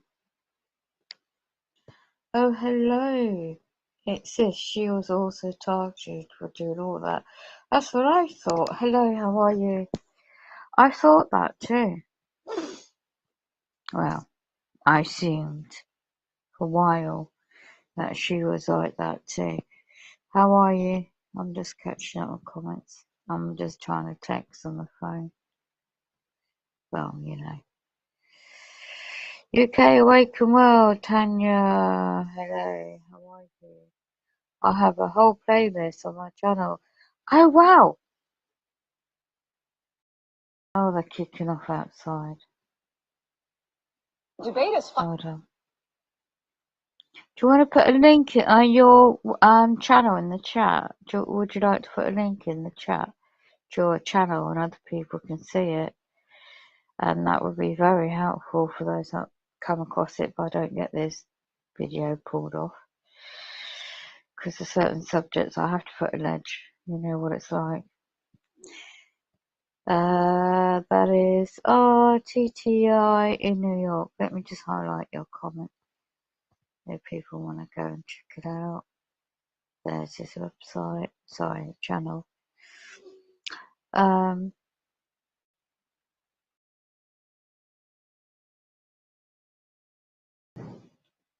let bang the doors outside the corridor. It says, and she was also target. I believe they had a hand in. Yeah, that's what I thought. Yeah. UK Wake and Well, sure, I can do that for you now. I can do that for you now. Yeah, great. And then that'd be easier when I check it out later, go back and check. They haven't deleted this video. I can click on some of those links and I can actually share them out in different social media platforms. So that'd be cool. Excuse me. I'm showing my little